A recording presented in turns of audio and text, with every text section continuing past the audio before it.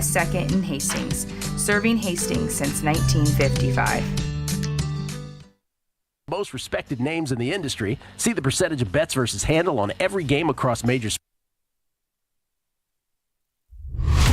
Hastings College softball is on the air. And this is In the Dugout. Brought to you by Tom Dinsdale Chrysler Dodge Jeep and Ram. Located at 2800 Osborne Drive East in Hastings. Now let's go to the field for today's game.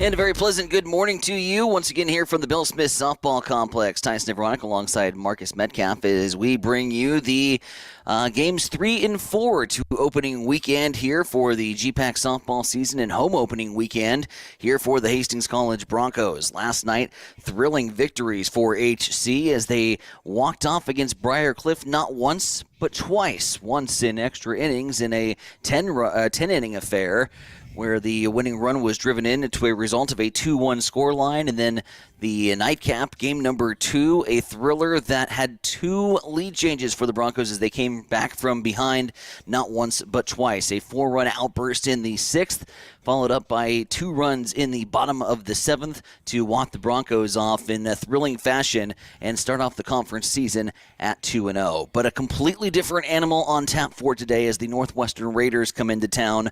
Northwestern every bit as advertised here so far in 2025, posting a 20-5 record. Their lineup is stacked. The lowest batting average, 284. 3 players hitting over 400. Certainly going to be a tough task for HC here today. This is In the Dugout as we continue to get you set for more Hastings College softball action here on Extreme Sports. When we come back, we'll chat with the head man, Tony Baker, as our Hastings College softball coverage continues here on Extreme Sports. Chat with the coach coming up next. There's a noticeable difference when you walk into Tom Dinsdale CDJR in Hastings. You can't miss the exceptional customer service that we're known for, or the huge emphasis we place on providing unsurpassed vehicle service with experienced technicians and quality parts. And of course, we think big when it comes to giving back to the community that has supported us for so many years. At Tom Dinsdale, we take tremendous pride in serving our friends, family, and neighbors throughout central Nebraska. See for yourself. Stop by Dinsdale CDJR today. Our coverage of Hastings College softball continues here on Extreme Sports as we sit down and spend a few good minutes in the dugout with Troy Baker, head coach here at the Hastings College Broncos, as we get set to open up GPAC play here, the home opener for the Hastings College Broncos in the Great Plains Athletic Conference, a matchup against a very talented Northwestern Raiders team. We'll get to Northwestern here in just a few minutes, Coach, but first of all, we're anxious. We're looking forward to kicking off the Great Plains Athletic Conference season. A month of non-conference for you guys down south, over in Kansas, over in Branson, Missouri. Highlights include an 8-game winning streak that you were able to put together. Let's talk a little bit about this softball team. I say early impressions, but we're 18 games in here. What have you seen from the team in non-con? I would say that we've played some pretty good teams first, especially in Branson this last weekend. I think this team's different than, you look at our records the last few years. It not pretty if you go look, and I think our strength as a team has been our hitting. Don't look at Branson again, but the kids that I brought in, there was 25 new players that I brought in. I was not happy with how the season ended last year, so I just said, let's just clean it up and see what happens. Brought in a bunch of different transfers, JUCO kids, freshmen. And it's worked, knock on wood, so far. Our middle order, I think, and I'm not putting anybody down, is as good as anybody in our conference. And that includes the Northwesterns of the world. We're going to find that out in a few days, but they've been good. Hopefully, we can continue that into the conference play. Was there a sense of urgency, maybe a fire with this team? Preseason polls came out. They didn't pick us very high to finish in the Great Plains Athletic Conference. Did that sort of light a fire or get a chip on the shoulder before the season even started? Kind of seeing that? A little bit. I tipped them off. I said, ladies, here's what's going to happen, because I've done this way too long. is they base conference records off of the years past. And I said, where we finished, it doesn't matter what we know, they don't know. And I kind of told them, and I said, the biggest key is the Ottawa games. I said, Ottawa's always been a perennial powerhouse in the KCAC. They've always gone to the national tournament. And what do? We won game 1. And they went, well, Baker isn't smoking crack or anything like that. He's telling us the truth. And I think they have bought that because, and again, you can read my emotions as a coach.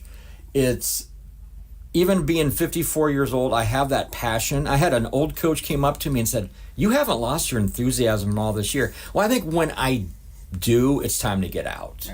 I do kind of get a little bit maybe too hyper at times, and again, that's just me. That's the way I played. You play with emotion, and I hope the team has fed off that. We do have a bunch of goofballs on our team. They like having fun. Sometimes I got to tone them down. Like we're down 3-0 and they're dancing. What are we dancing about? We're losing. I said, I'll dance with you if we're up 3-0. I think it's a different dynamic with this team. They do have a chip, but I don't think it's to the fact where it's going to bring us too high or too low. We now, as you mentioned, flip the script, so to speak. We open up conference play. It is a brand new slate, a brand new season. You open up here against the Northwestern Raiders. We mentioned that they appear to be really strong on paper. Haven't put eyeballs on them yet, and we will hear come this Friday. But what have you seen from Northwestern so far? What stands out? What kind of challenges are they going to present? So with Coach Bauman, he brings a level of excellence to that program. You will see it. Fundamentals are so good with Northwestern. Even if a team has more talent in them, you're going to see they'll bun them over. And last year, I was just looking at our game against them. Game 1 was so good. Even when they had a runner at first base and 1 out, they would bun them over, and then they would get the hit with 2 outs. It's the 2-part thing. Yes, everybody can bunt and move runners over. It's the next part that separates Northwestern from the rest of our conference is they bring them in. They have an excellent third baseman. They have some good pitchers. They're just fundamentally sound, and it drives you insane watching them. It's like a slow death. It really is. They are fun to watch if you're not playing them.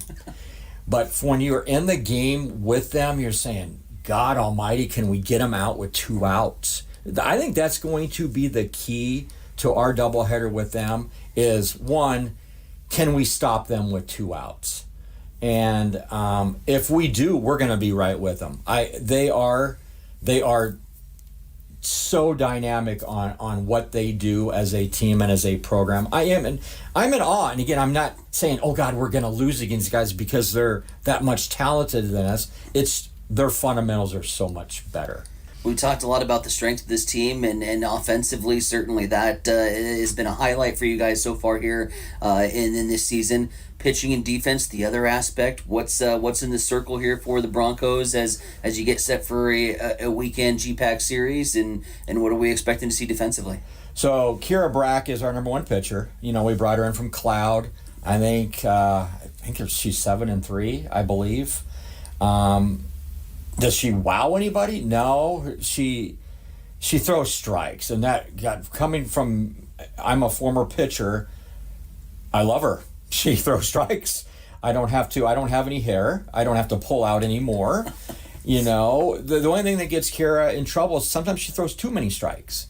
She does, tend to nibble a little bit, and I think that gets her in trouble. When her natural movement is on, she's very good. And then after that, we've been trying, Angie Lockhart's a senior. She was on his team last year. It's consistency with the kid. She's our hardest thrower, but sometimes she's not consistent. Just even this last weekend, she faced the defending national champions, held her own. She gave up 2 balls that, they were home runs. After that, she did a great job against a very good team. Yes, they're ranked number 9. Then the next morning, we faced a team. She got lit up. She threw just pitches that were just hammered. So Angie, if somebody would tell me, hey, Angie's going to throw well, we'll get out there. Oh, I feel that she's not going to throw well. We better throw somebody else. Angie is kind of her own worst enemy, but she is our number 2. And after that, we have a bunch of relievers that can throw strikes, do the job, but those 2 are our best pitchers right now. And defensively, you know, we're down a third baseman, and it's, Kaylee Pino was the reigning conference, player of the week. She wasn't even our starter at the beginning of the year. She can hit, and there's no doubt. She's been our DP, but now she's our everyday third baseman until maybe Sam comes back. We just don't know if Sam's going to come back. And our up the middle, we're solid. They're 2 seniors. They're very good. They do the job. I would say we're an average. I'm not going to say we're below and we're not above. There's games we look really, really good, and there's games you just shake your head and say, we've played a lot of games on turf, so it is different. When we play on dirt, I think we're fine. Sometimes turf, it's different. It's a different feel. It's faster, it's bouncier, or whatever. So, consistently now, we're just trying to find that consistent where if we make 0-1 error, we're going to be in every game. Coach, let's end this by just talking about being at home. It's a completely different mindset. It's a completely different preparation. You're not getting out of hotel rooms and getting ready to get to ball fields. Just how good does it feel to be at home this weekend? It does. It feels great. You look at our schedule. The only road game we have in the next 6 to 8 is at Peru, and we got to take advantage of this. Our ballpark can play it's like Wrigley Field. It really is. If the wind's blowing in, it is really hard to hit, and if the wind's blowing out, it is it's just easy to hit. A pop-up could blow out. Against Northwestern, looking at the forecast, it says a south wind, so the wind's going to be blowing in, and then the next day, a front's in, the wind should be blowing out. So it does play different, and that's why it's so important for our pitchers. Don't walk people. Throw strikes. And again, you can challenge people even at 200 feet. I've seen balls look like it's way out and they've blown back and it's on the end of the infield. It really does play different at our ballpark more than probably anybody else in our conference. But I am excited. I am so tired of going on a bus or whatever, driving. And the girls know that. They're probably excited to get out there and see some familiar faces, family, just to be around the community and have some people come support us. And we almost made an entire interview without sneaking in a Cubs reference. You had to get one on me. All NL Central allegiances aside, Coach, good luck here this weekend. We can't wait to see you out on the diamond, and we'll talk shop when it's all over. And, hey, thank you. We're so excited for having some coverage with this. This is new to us, and I don't know how the girls are going to react to that. Actually having we got some media here. This is awesome. But we're excited, but thank you very much. There's a noticeable difference when you walk into Tom Dinsdale CDJR in Hastings. You can't miss the exceptional customer service that we're known for, or the huge emphasis we place on providing unsurpassed vehicle service with experienced technicians and quality parts. And of course, we think big when it comes to giving back to the community that has supported us for so many years. At Tom Dinsdale, we take tremendous pride in serving our friends, family, and neighbors throughout central Nebraska. See for yourself. Stop by Dinsdale CDJR today. You are listening to Extreme Sports, Central Nebraska's new home for sports.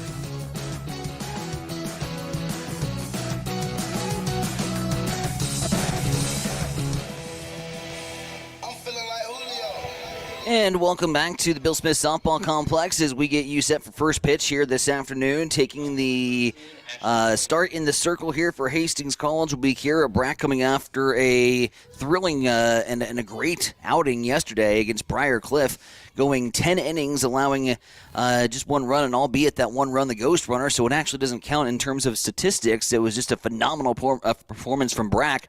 8 strikeouts all told, and she's going up here against Ashton Billings, the leadoff hitter here for Northwestern, hitting .338 with 13 RBIs on the season, and in that left-handed batter's box. And as we rejoin here and get things underway, 1-1, the count now 2-1 as Brack misses high. Hastings College today in their all-black uniform uniforms, while Northwestern with the white tops, red bottoms with the black batting helmets set to do battle here in the second GPAC matchup for Hastings College Broncos. Back-to-back home games, a late night last night, an early turnaround here, albeit to beat Mother Nature out as the winds are expected to pick up and things could get really dicey as we move along throughout the weekend. So trying to get these babies in here, and thus the early start time here at the Bill Smith Softball Complex as Billings shoots one right back up the middle. It goes off the glove of Brack into the shortstop's hands to Nabe, but unable to make a play as the speedy Billings gets down to first base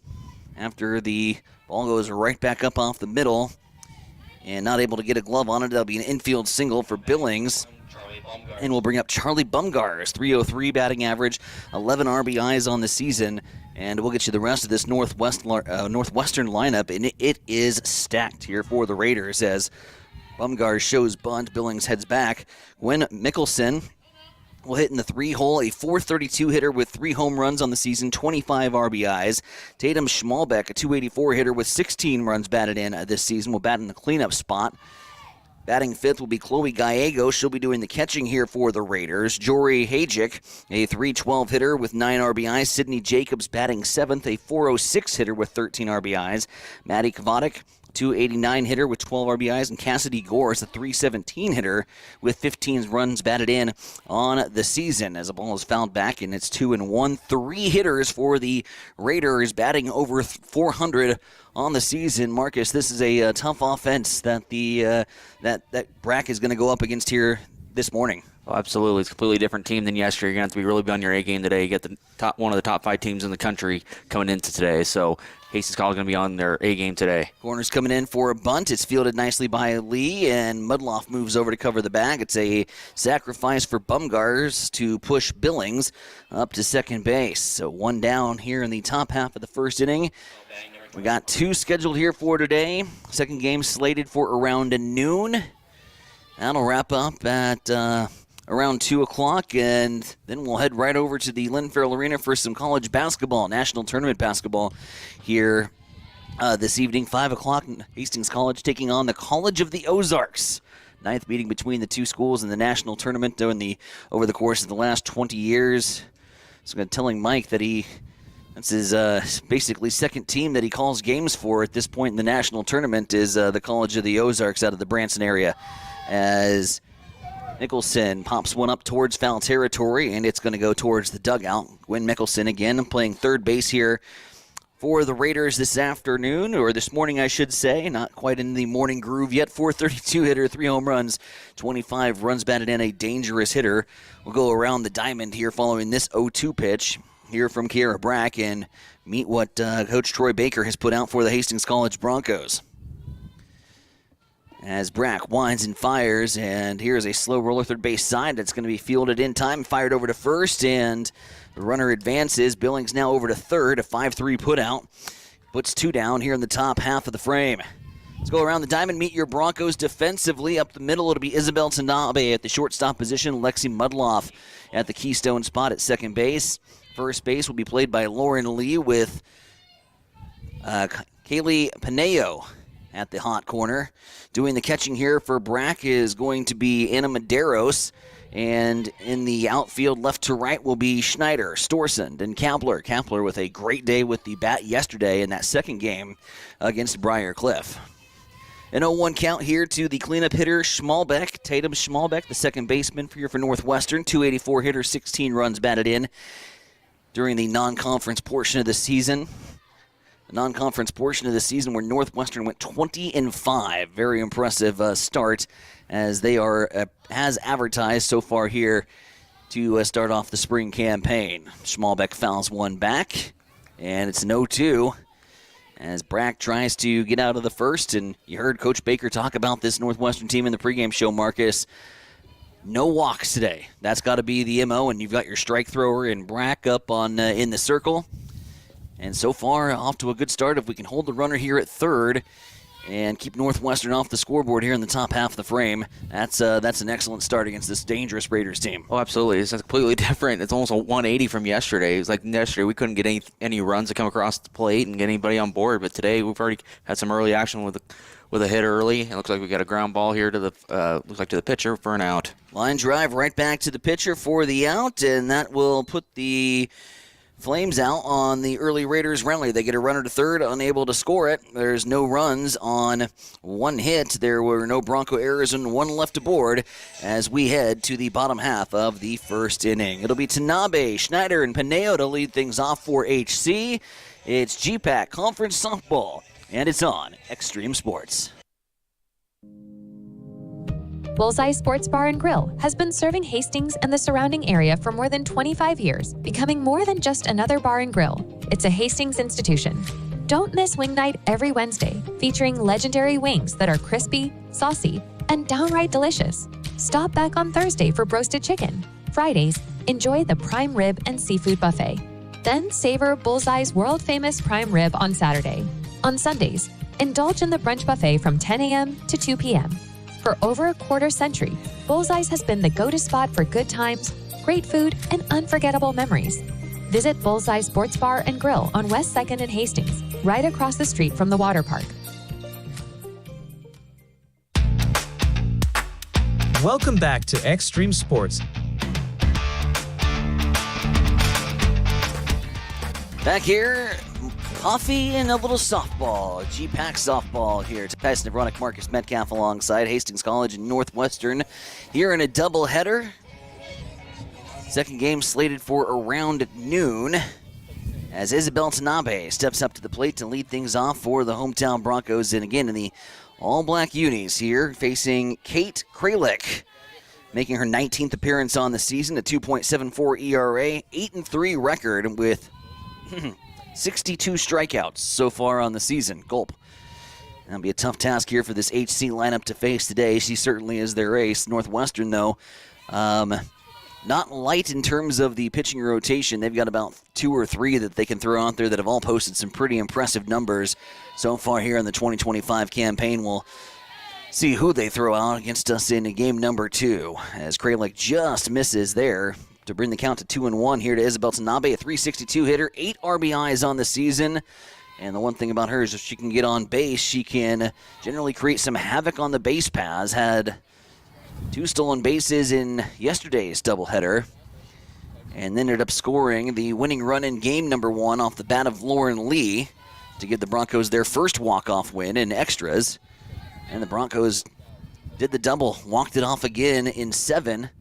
After coming from behind on 2 separate occasions, as that pitch paints the outside corner, Picasso-like there from Kralik. She's got her first strikeout of the ballgame as Tanabe goes down looking. Lauren Schneider now next up here for HC. Kaylee Pineo will be batting third. Lauren Lee, the cleanup hitter. It'll be Anna Medeiros doing the catching, batting 5th. Lexi Mudloff will continue to hit out of the 6th spot. Keaton Kapler, batting 7th, Shay Storson batting 8th, and Nicole Halsey rounding out the 9 here for Coach Baker and the Hastings College Broncos as Schneider looks at a ball 1. Second pitch upstairs for ball 2. Going around the diamond, it's Kavanik, Bumgars, and Jacobs left to right out in the outfield. Hajic and Schmalbeck up the middle, and Mickelson playing the hot corner at third. Gore's over at first. Gallegos doing the catching here for Kate Kralik and the Northwestern Raiders. Quickly behind 3-0 here as Schneider has worked herself into a little count advantage. Kralik struggling with the location a little bit early, maybe just toying with Schneider a little bit as she comes back, rocks and fires, and throws one right across the heart of the plate. That'll bring the count to 3-1. Hitter's count here for Schneider. Again, 11 runs batted in so far on the season. No ducks on the pond, though, here in the early proceedings. That pitch catches the outside corner. That'll be strike 2. As Kralik works the count back full after falling behind 3-0.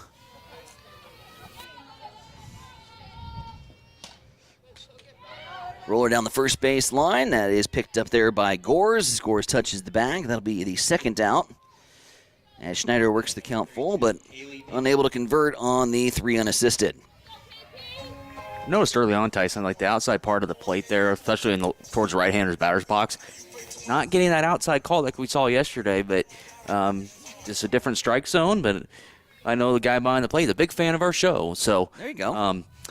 We've seen him a time or two with our fall sports season. So, it's that outside corner is just not quite there yet, but we'll see as the game progresses. I just slipped him a 20 before the show started, or here we go. Kaylee Pineo now at the plate, hot corner, third baseman here for the Broncos, 380 on the season, 19 runs batted in, and currently behind in the count 0-1.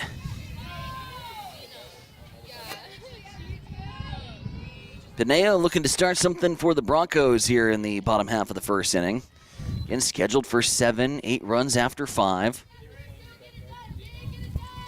Doubleheader.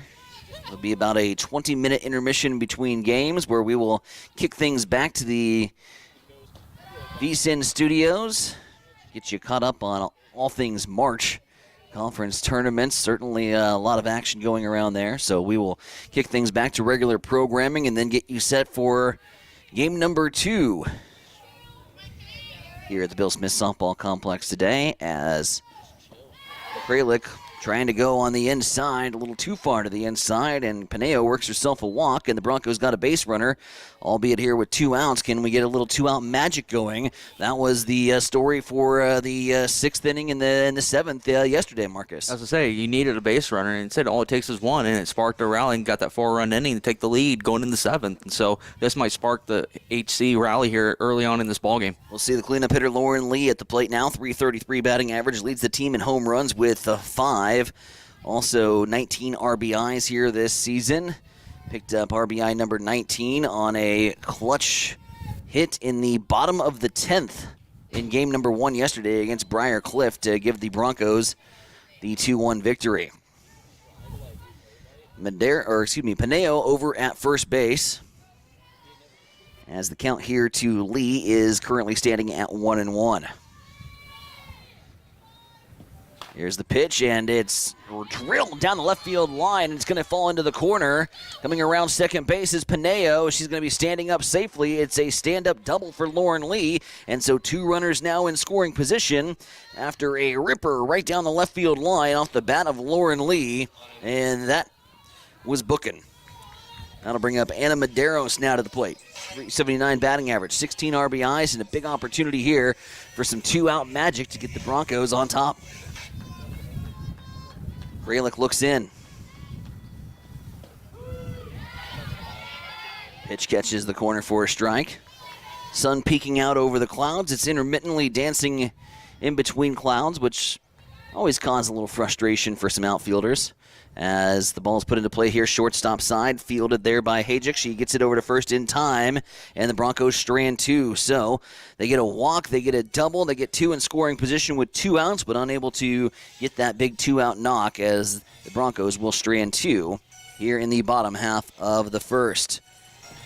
1 hit, no runs, no errors, and 2 left aboard. We are still scoreless as we head to the second. Northwestern and Hastings College, GPAC softball. It's on Extreme Sports. Need a power boost after a serious workout? Stick with the original recovery drink. Highland Dairy's chocolate milk contains 13 essential nutrients, including protein and electrolytes, helping you build muscle and hydrate better than water. Our Chocolicious milk is perfect for building healthy bones in little ones and maintaining bone health in adults. It's chocolate milk with no artificial growth hormones, and it's locally made, so you know you're getting the best for your body. Highland, locally made, naturally delicious. Bored of the same old sports coverage? Get on the cutting edge of sports with Extreme Sports. That ball hammered deep toward left into the well. That ball is gone! The biggest plays, breaking news, and we can't forget the best sports talk. Let's be great!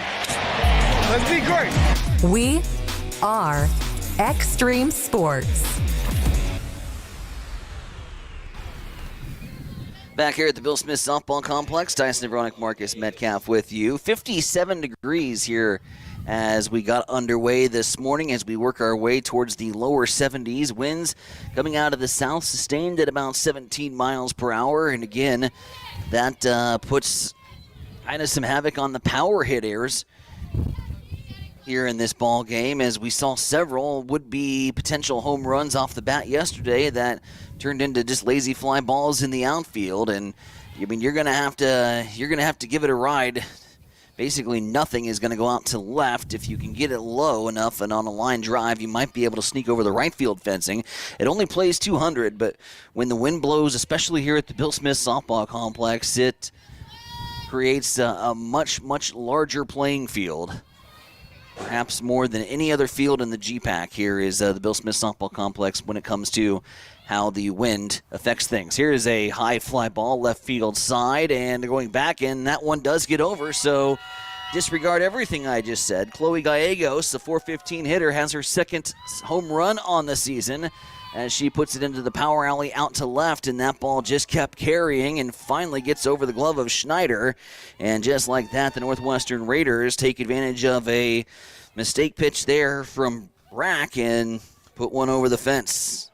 I was going to say, probably the best way to get it out of here, if you aim towards the Perkins across the highway here and over towards Walmart, that's probably your best chance. But yeah, just disregard what y'all just said. Just hit one towards Pepsi Cola across the street, and still going to get one out. Gave it a ride, did Chloe Gallegos, and Northwestern flex their power. The good thing about it, just a solo shot, so really limited damage done. Here is a jumper up to the shortstop side, and that gets by the glove of Isabel Tanabe, and they're going to roll that to the third base hit here from Jory Hajic. That's first pitch swinging. And so far, Northwestern not afraid to attack. The coach hasn't even got to the third base coaching box yet, and it's already 1-0 with a runner aboard here in the second. They have attacked quickly here in the top half of the second. Sydney Jacobs now squaring around to bunt. It drops right in front of the plate. Good job there, picking that up from Medeiros and firing it down to Lee in time. It's a sacrifice. And have we seen 3 pitches here in the inning?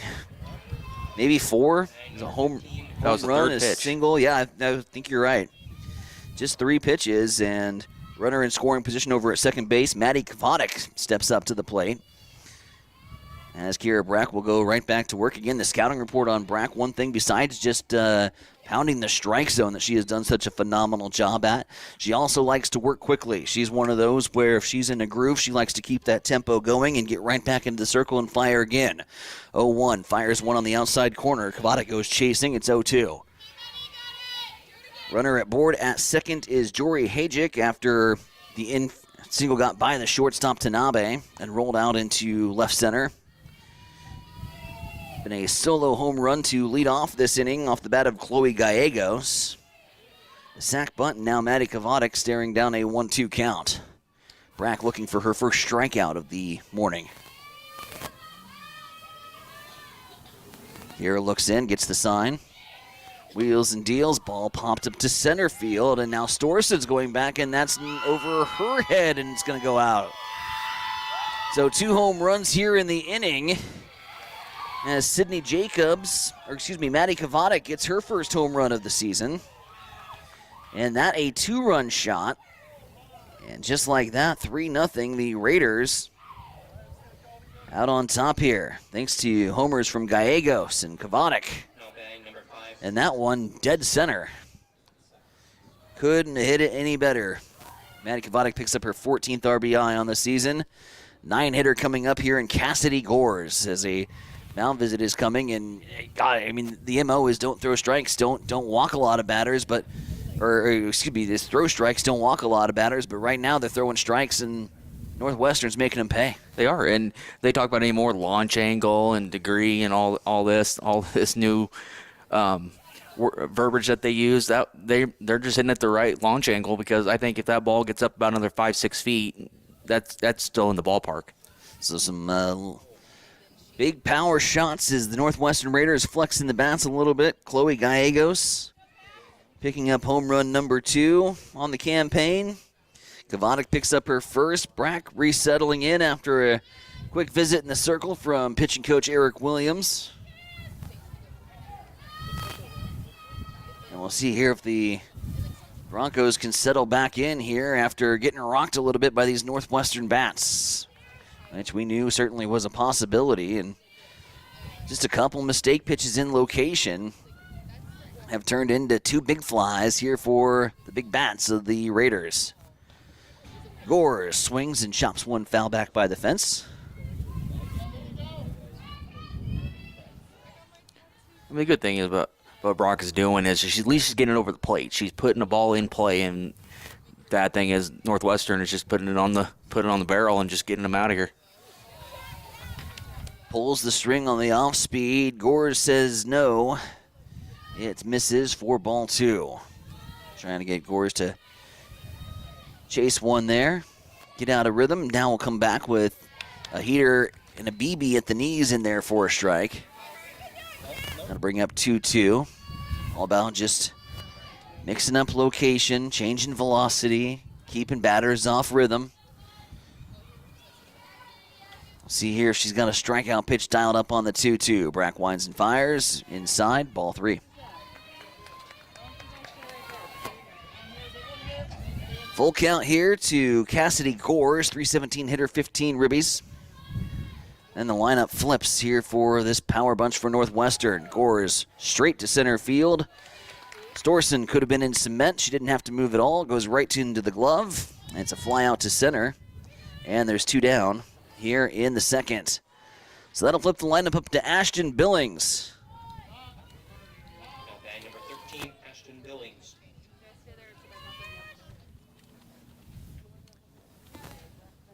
Billings squares around to bunt. Goes right into the glove here of Pineo. And the speedy Billings is going to get a bunt single. Great bunt there by Billings. Got right down third base line. And third baseman was able to get there in time and field it. Like I said, give him credit where credit's due. The speed really helps there, and another base hit for Northwestern. Garrett Brock now going up against the left-handed batter in Charlie Bumgars. Bumgars with a sacrifice bunt here. And the corner is playing in. Off on the pitch goes Billings. This ball goes out into the outfield. Billings is going to stand there at second.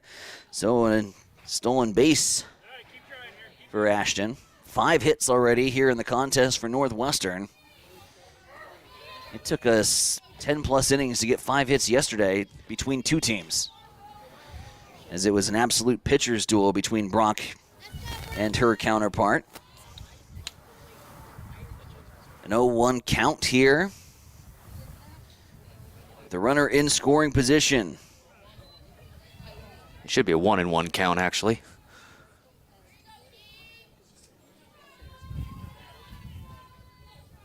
1-1, thank you. Squares around, pitch goes wide. It's going to be a passed ball, and that will advance Billings to third. 2-1, things starting to unravel a little bit here for Brock in the circle. Stung by 2 Northwestern home runs here in the inning. A 3-0 contest here in a 2-1 count. Brock winds and fires. That one skips in the dirt. That'll bring the count to 3-1. It's a hitter's count here, and some dangerous hitters. 303, Charlie Baumgars. Gwen Mickelson, 432 hitter, waiting in the on-deck circle. And don't want to bring up the heart of the order the way they've been slapping the ball here in this inning. Comes back with a ball to make things 3-1.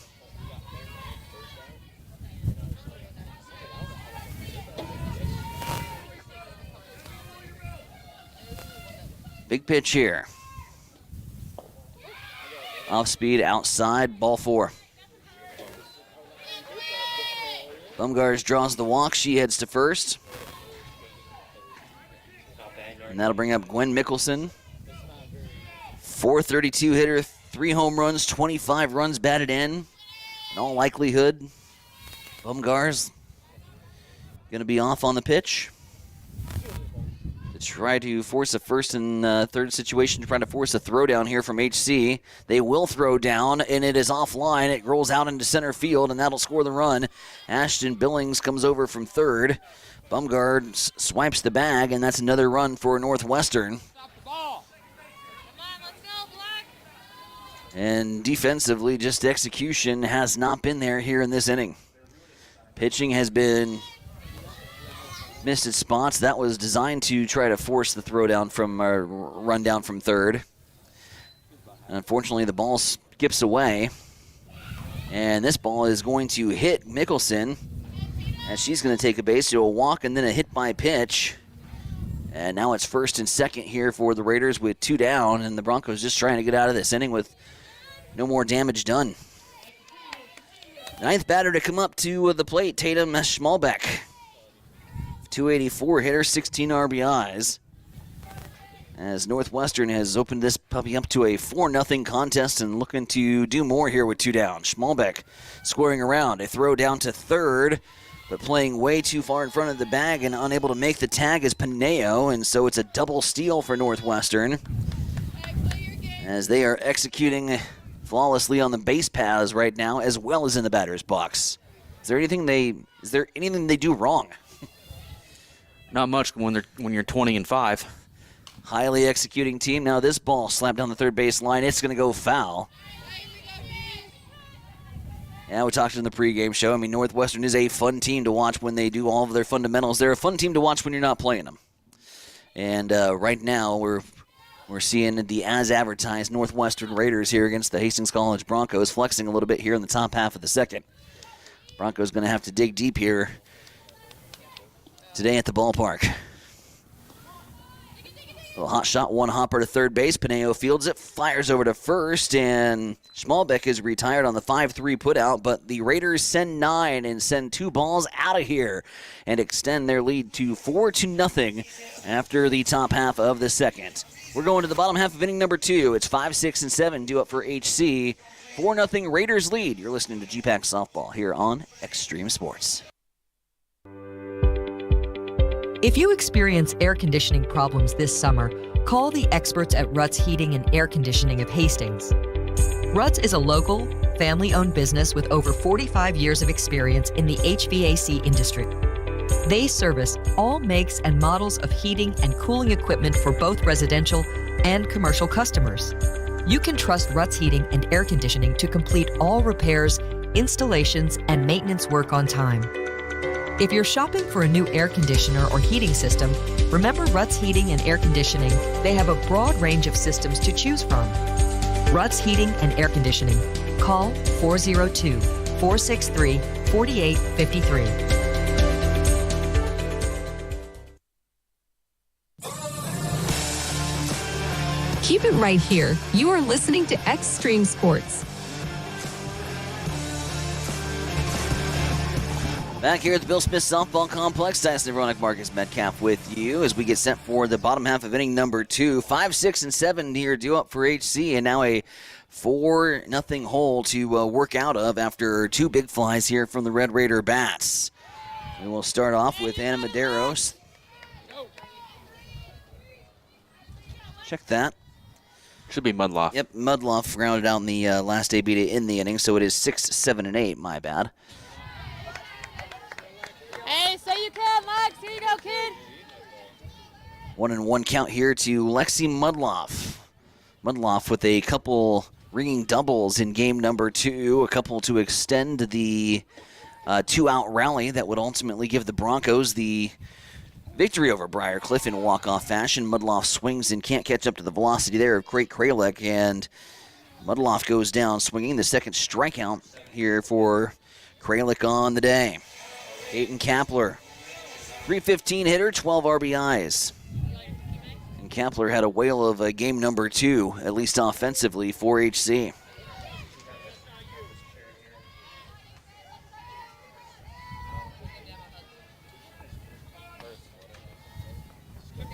Kapler, a single and a double and an RBI. All part of the HC victory yesterday, as they would win it 6-5 in the bottom half of the 7th, a game where they had to come from behind twice. Kapler trying to get something going here for the Broncos. Facing a 1-2 count now.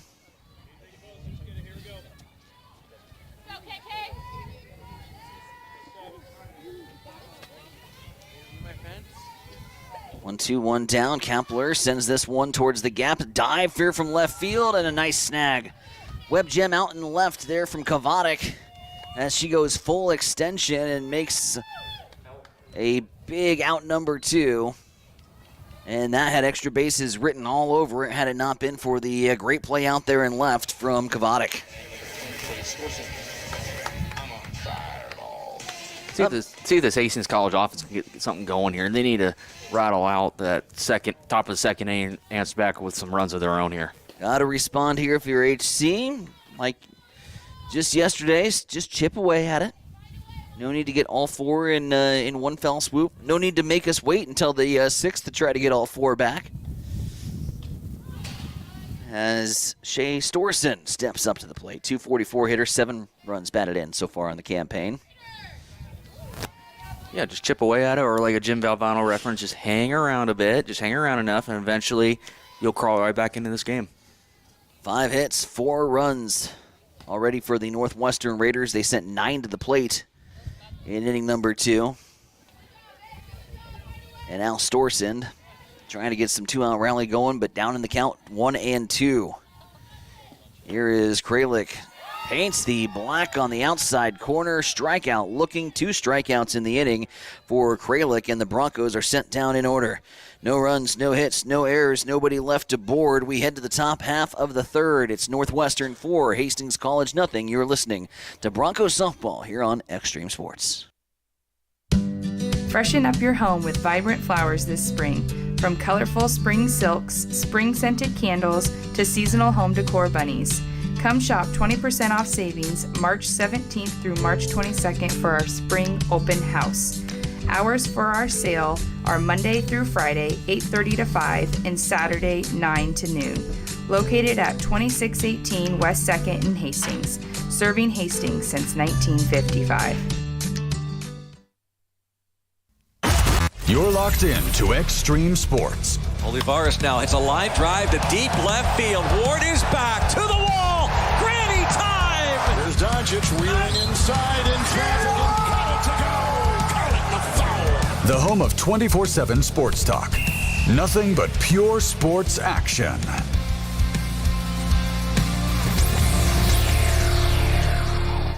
Ready to go here in the top half of the 3rd inning. As Chloe Gallegos steps up to the plate immediately. First pitch swinging as Northwestern continues to stay aggressive here on Kara Brock. 4 runs in the top half of the 2nd, courtesy of 2 big flies, 1 from Chloe Gallegos, who homered just an inning ago. A power shot out to left field, and then a shot to straightaway center. Just as we were talking about, we're not expected to see too many big flies out in left and center.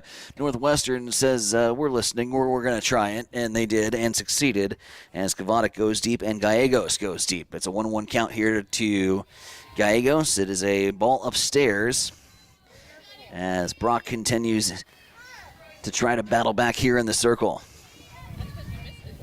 No strikeouts so far for Brock after an 8 strikeout outing yesterday against Briar Cliff, where she just dominated the bottom of the order. Now falling behind 3-1 to this good hitting Northwestern Raiders bunch. That one's in there for a strike. Good bounce back pitch. Brings the count full, 3-2. Jory Hajic waiting in the on-deck circle. There's a hard line drive that gets by the shortstop out into center field. Another base knock here for the Raiders. And that is their 6th hit so far here in the contest. Looks like we're going to have a courtesy runner here at first here. Looks like it's going to be number 6, and that's going to be Reese Merrick. Running number 6, Reese Merrick. Reese Merrick coming into courtesy run here for the catcher Gallegos. And Jory Hajic now stepping up to the plate. Hajic with a single and a run scored back in the 4-run outburst in the 2nd inning. This game kind of reminds me of those couple home runs we've seen earlier. It's kind of like Dodger Stadium. Like during the day, balls can kind of carry out with the wind coming in from the ocean. Like here, coming in from, look like we got a bunt here, sack bunt. Hajic lays down the bunt. Fielded beautifully there by Lee. Flips it over to Mudloff in time. And the sacrifice bunt moves Gallegos over to second. But yeah, going back to that, it's like during the daytime, balls kind of carry out of here even with just a little bit of wind. But last night, same conditions, wind's blowing in about the same speed, and it wouldn't carry out yesterday. And today it's just different. So it kind of reminds me of Dodger Stadium a little bit. There you go. So one down here.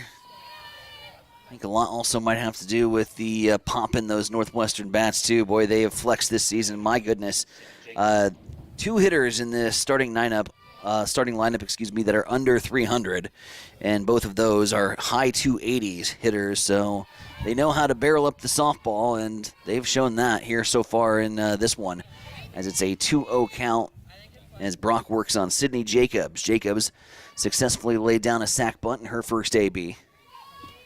Infield coming in here on Jacobs as she fouls this one back into the fence.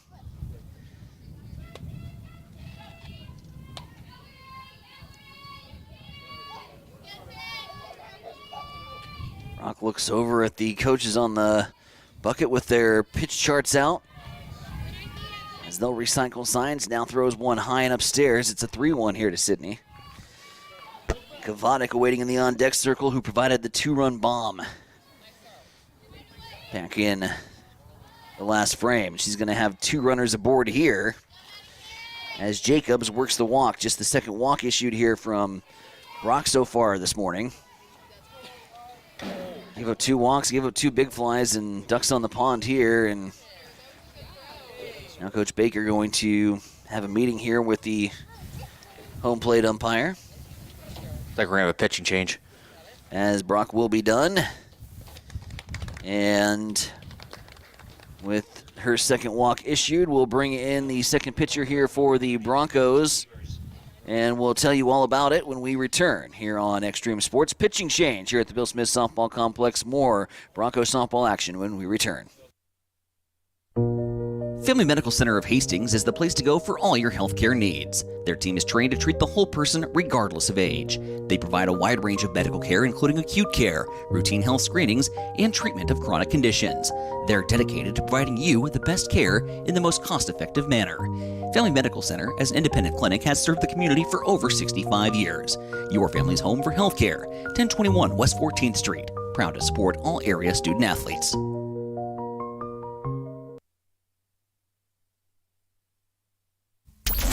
Keep it here on Extreme Sports. Hits it to right field.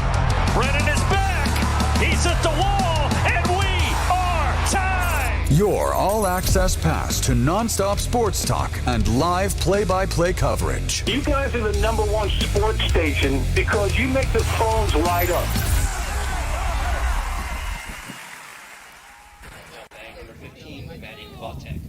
So Kiera Brock exits and Cassidy Beavers comes into the circle here for the Hastings College Broncos, making just her 3rd appearance, has not allowed a run so far this season, and 1 strikeout in some relief appearances in the non-conference play down south in Kansas and out in Missouri as she faces this talented Northwestern lineup, Maddie Kavadik. The bats were on Kiera Brock today. She surrenders 6 hits and 4 runs and walked 2 batters, is responsible for the 2 batters left on here. As Kavadik, the 2 runners, I should say, as Kavadik pops this one up straightaway center field. Storson going back, turns the shoulder, makes the catch on the run, fires it back in. The runner from second advancing over to third, and they'll be 2 down. So Gallegos moves over to second. Jacobs stays put right there at first base after drawing the walk. Kavadik with the long fly ball to center, and Cassidy Gore is now stepping up to the plate as Cassidy Beavers in the circle will try to set the Northwestern Raiders down without a run after their 4-run outburst in the second. Top half of the 3rd inning here from the Bill Smith Softball Complex, game 1 of 2. As it's a throw down to second, not going to be in time. Stealing the bag there is Jacobs, second stolen base here of the day. Jacobs calls time, dusts off and gets reloaded. Might have even put some dirt in the ear hole there. What surprised me early on here, Tyson, is how far that ball's carrying out in the outfield, especially when you get about center field and over to left. How much that ball is not dying when it hits a jet stream. Yeah, they have hit well and hit with some power, and in all likelihood that last shot from Kavada could have been home run number 2, but hung up just enough for Storson to get underneath it. Made the catch on the, if you will, warning track right up against the fencing here at 200 feet away. It's a 1-1 count now to Gores. Gores, slow roller, shortstop side. Tanabe with a nice field. Fires over to first in time, and that'll end the Northwestern threat. So they put 2 in scoring position, but unable to push any across. No runs for the Northwestern Raiders. They still lead it, however, 4-0 here over the Hastings College Broncos. Broncos coming to bat in the bottom of the third. You're listening to Broncos Softball exclusively on Extreme Sports. There's a new tomorrow on the other side of the horizon. There are houses to make into homes, businesses to be built, and friendships to enjoy. Someday's gonna be one day soon. Build your tomorrow with a bank you can rely on. Pinnacle Bank, the way banking should be. You're locked in to Extreme Sports. Olivares now hits a line drive to deep left field. Ward is back to the wall. Granny time! Here's Doncic wheeling inside in traffic and got it to go. Got it in the foul. The home of 24/7 Sports Talk. Nothing but pure sports action.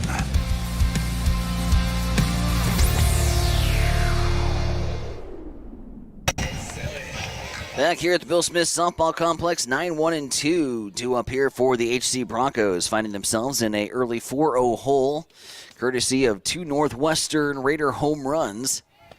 In the second inning, that chase starter Kiera Brock out of the contest. We'll see if they don't try to reload and get her set for game number 2. 1-0 count. That one misses to Halsey. Halsey, left-handed batter. 240 hitter on the season, 5 runs batted in. And we'll try to get something started here in the Bronco third. That pitch in there for a strike. 2-1 here to Halsey. Top of the order flips after this. It'll be Tanabe and Schneider.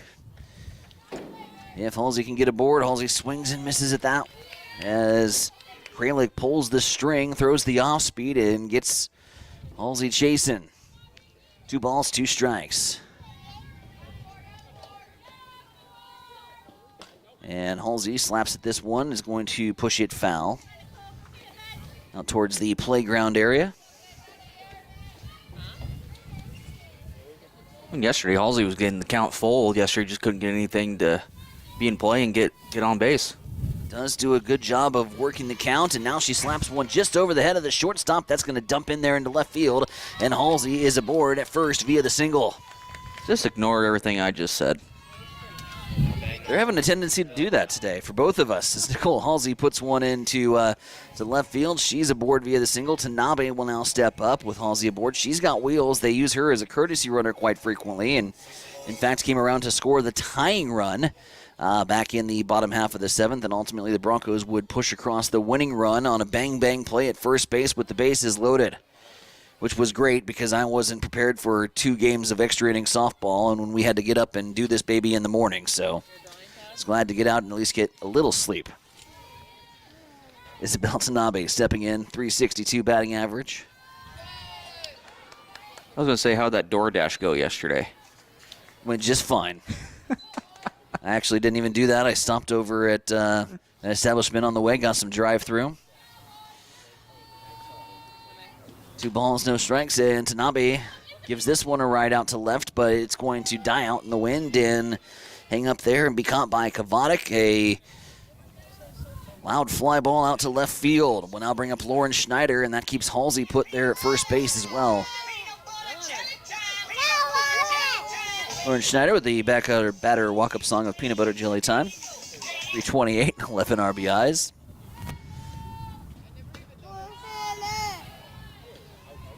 I don't know if it's Peanut Butter Jelly Time, but it's time for some hits. Well, that actually does sound pretty good right now. See if we can't get some run support. It's not even noon yet. I'm ready. We're still in breakfast time. This ball right back towards me in the press box area. 1 ball, 1 strike, 1 down. I'm ready to eat lunch by like 9 a.m. You're nuts. If it wasn't for Huddle Up, I wouldn't even be up half the time at 9 a.m. 1 ball, 1 strike, 1 down here to Schneider. Schneider swings over the top of that one. 1-2. And yes, most rumors are true. After the Huddle Up show, I tend to go back to sleep until about 9:30. So 1 ball, 2 strikes here to Schneider. Schneider throws that one on the outside corner and doesn't get the call. 2 balls, 2 strikes. That was almost a 100% proficiency rating yesterday. If you were going to paint that outside corner, you were going to get the call. Today, so far about 50-50. Here is Schneider, goes one into right field and has Jacobs going back. Jacobs trails back, finds it, and secures the catch. So Broncos spraying it all around to the outfield, but can't find any green as that's a fly ball out to right field, and we'll bring up Kaylee Pineo. Pineo, 380 hitter, 19 runs batted in here for the Broncos this season. And Pineo walked and was stranded at third. We'll see here now with 2 outs if they want to try to get Halsey into scoring position for Pineo. Right now, brakes are on, red light flashing for Nicole. 1 ball, no strikes. Lauren Lee would wait in the on-deck circle if Pineo can get aboard and put some ducks on the pond for one of the top producers so far for the Bronco offense this season. 1-1 count. Haley slaps this one foul. Right back in the fencing. 1 ball, 2 strikes, 2 down. Here in the Hastings College, bottom of the third. Northwestern leading 4-0 if you're just joining us. A 4-run outburst in the second, courtesy of 2 big flies on a day where we were not expected the ball to really leave the yard that much. With winds blowing in, it sustained about 17 miles per hour. These Northwestern bats provided a little pop and power, and out to left field and out to center field. Frankly, put the 2 hardest spots to get one out today. They leave the yard. So here's the 1-2 to Pineo. She's going to try the right field gap. Coming in on it and making the catch is going to be Jacobs. Has spotted that one right off the bat and was able to run that baby down. So after Nicole Halsey gets aboard with the single, it's 3 straight flyouts for the Broncos here to strand 1 in the third. Third batter stranded in the ballgame. We're headed to the top half of the fourth. A 4-0 Raiders lead. You're listening to Bronco Softball here on Extreme Sports. Rev up your energy and fuel your body with the protein punch you've been craving. When it comes to nutrition, Highland Dairy has a wide range of locally made products. Discover tasty ways to a stronger, healthier you with Highland's range of yogurts, smoothies, flavored milk, and cottage cheese. For parents with picky eaters and trendsetters looking to jump on the revival of cottage cheese, Highland has what you need to hit your protein goals. Highland, locally made, naturally delicious.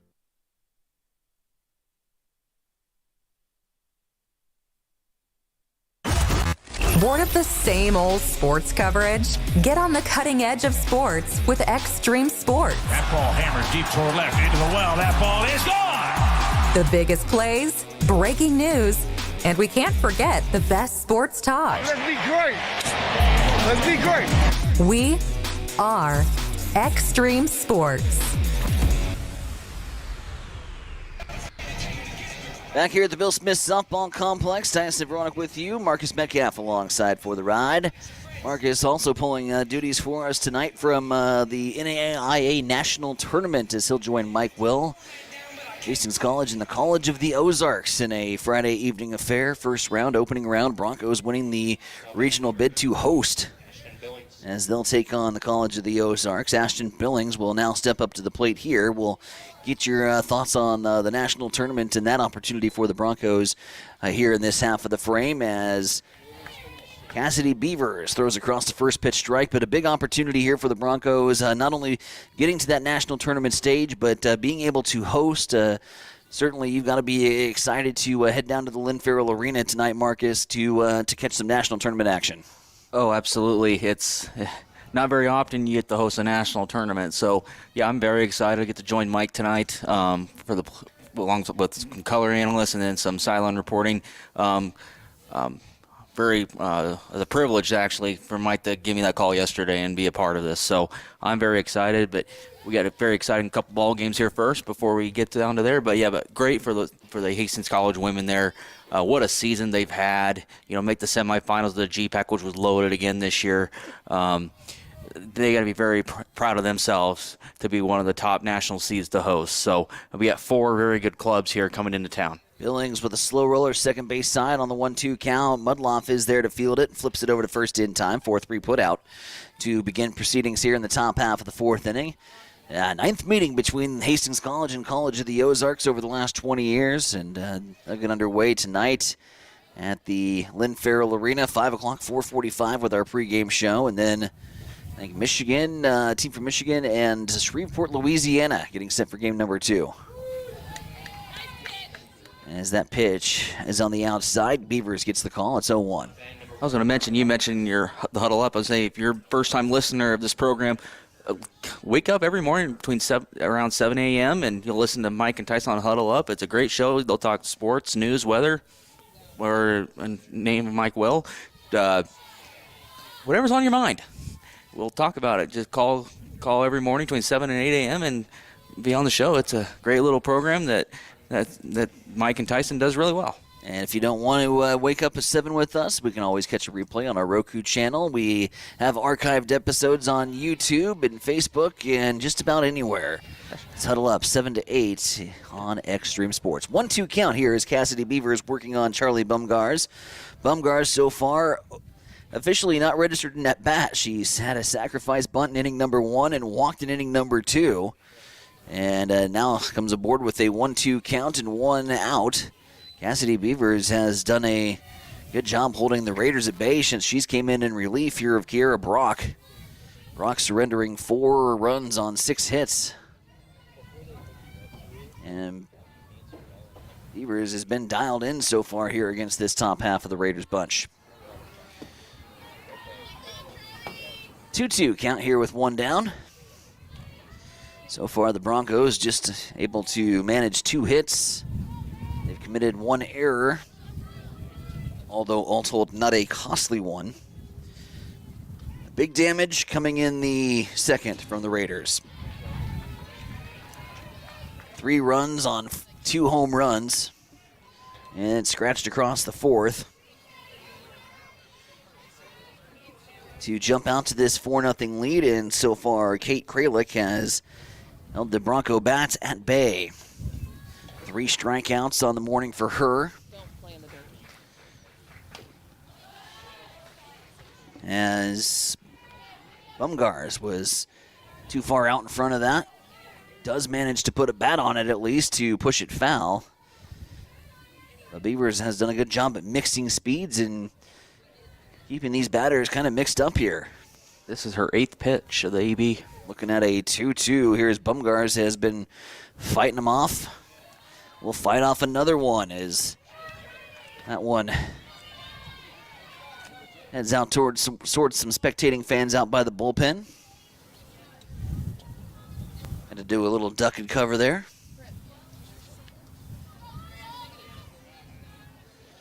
Two balls, 2 strikes. The 2-2 upcoming here for Cassidy Beavers. Just making her 3rd appearance on the campaign. Right back up the middle over the glove of Beavers and trickles out into center field. That'll be a base knock there for Charlie Bumgars.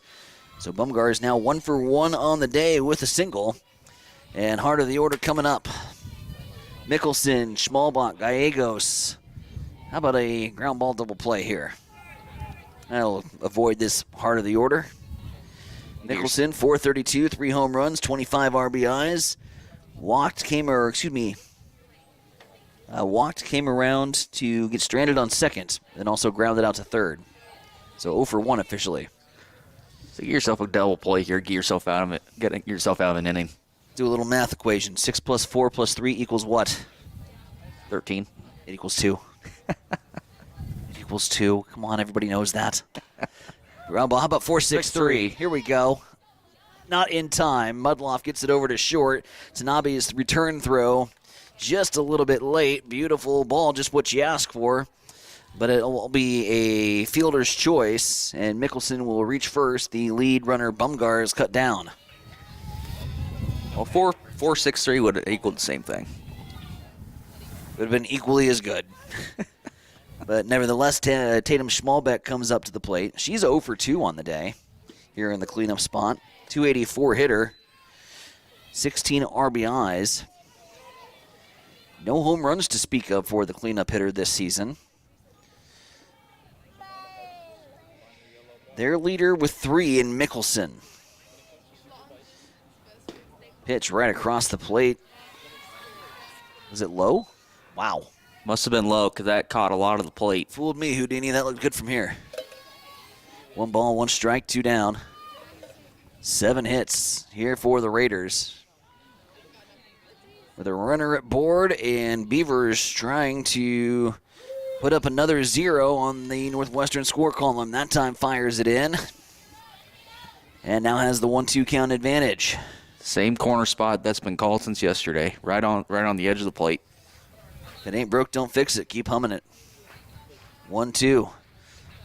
Well, Beavers pull the string, try to get the chase pitch. No. Just misses. Deuce is wild on the scoreboard. 2 balls, 2 strikes, 2 outs. Runner aboard at first in the form of Gwen Mickelson, who reached on the fielder's choice. With your cleanup hitter, Schmalbeck, at the plate.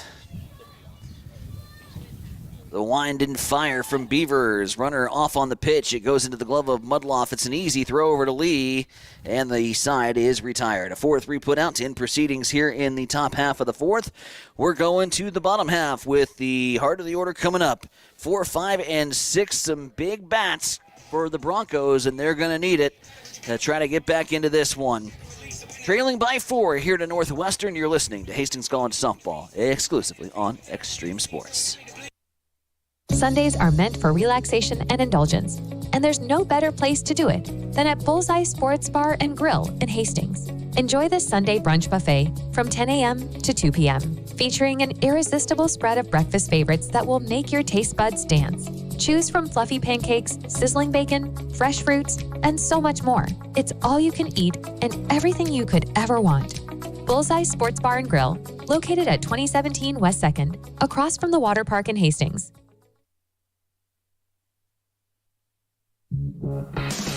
You are listening to Extreme Sports, Central Nebraska's new home for sports.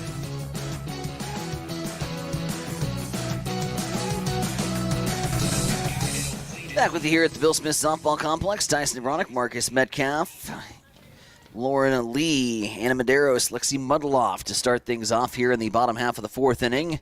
Northwestern currently leading on your scoreboard 4-0, but you take a look at the box score, and boy, it could be a lot worse. 7 hits so far for Northwestern in the contest, 6 runners left on base, so Hastings College has done a decent job of dancing out of danger. The second inning, where the 4 spot was put up, was primarily due to the power, giving up 2 home runs, accounting for 3 runs batted in. And now it's the Broncos' turn to try to get the bats going and chip away and claw back into this contest. This is where it all started yesterday in Game 2 with Lauren Lee getting on base to spark that 4-run inning yesterday in the 6th. They waited a little bit longer than my heart rate wanted yesterday, as they took a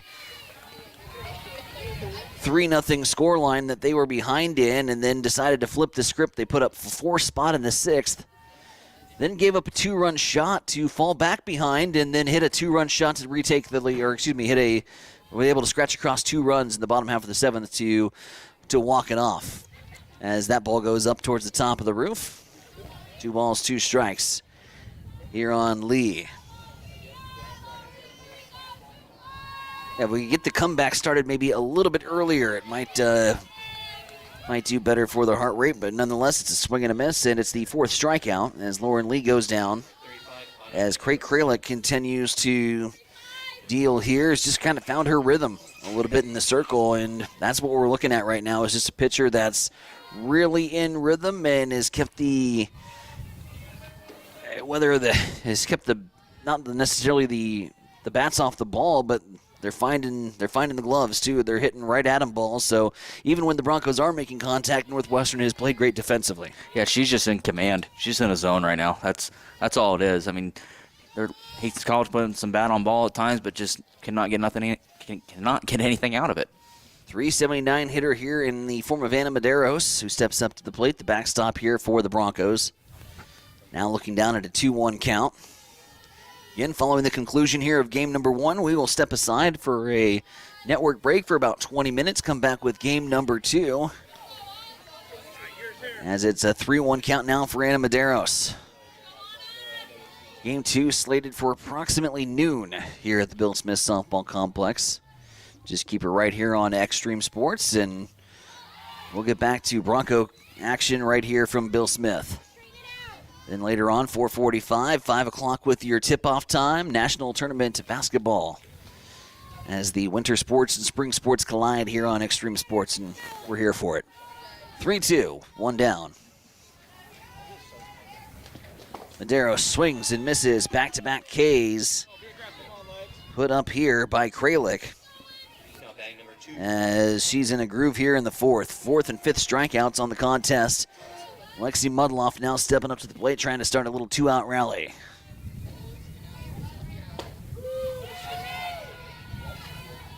Beebe at the knees, strike 1. The velocity is picked up, I think, as the sun has peaked out here for Kate Kralik. It's looking like she's just getting stronger out there as she throws that one in for strike 2. Yeah, it seemed like like you said, her velo is just, I feel like it's gone about 2 notches. Cranking it up. Can she get 3 in a row? No, Lexi crushes that one, albeit foul. That would have been home run distance had it stayed in the park. Straighten it out, put her over the fence, Lex. 0-2 count. 2 down. Low and outside, ball 1. Waiting in the on-deck circle, if Mudloff can reach, Kapler. Couple hits and an RBI in yesterday's performance in game number 2 against the Briarcliff Chargers. Gets the nod to start again here today. As Mudloff rolls one past the short and third baseman. That went right in between them, and we'll see how they score it here. That'll be an error. Error E5 on the third base, so it'll be an E5 on the play. It was kind of in between the third base and shortstop, and third base didn't take command of that. Really needs to take charge and make that play. Mickelson pulled off of it, so Mudloff will reach on an E5, and Caitlin Kapler now stepping up to the plate with a runner on. First error committed here for Northwestern today.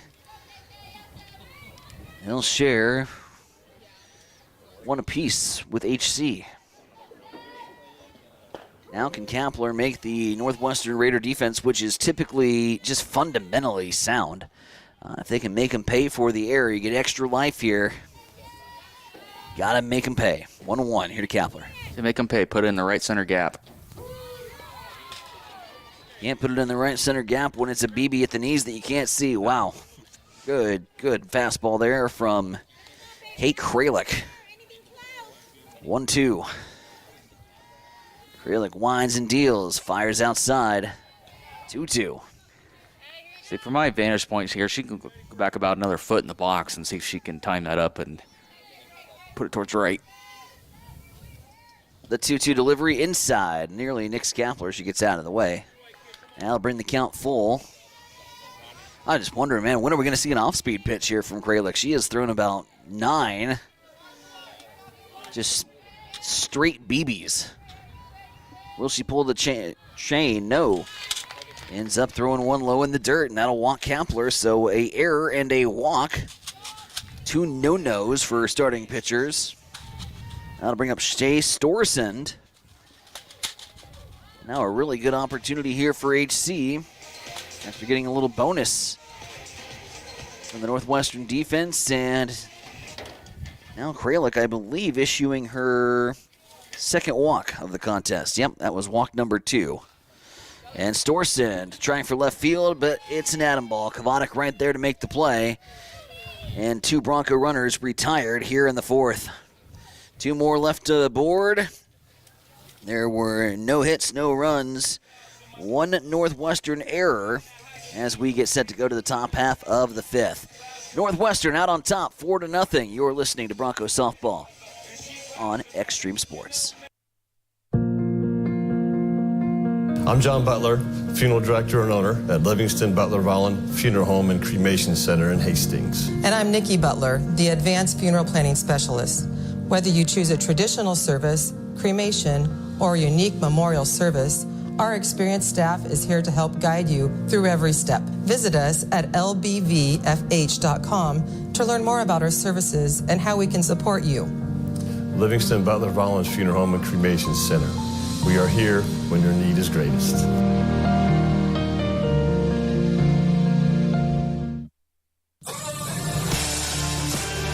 Keep it right here. You are listening to Extreme Sports.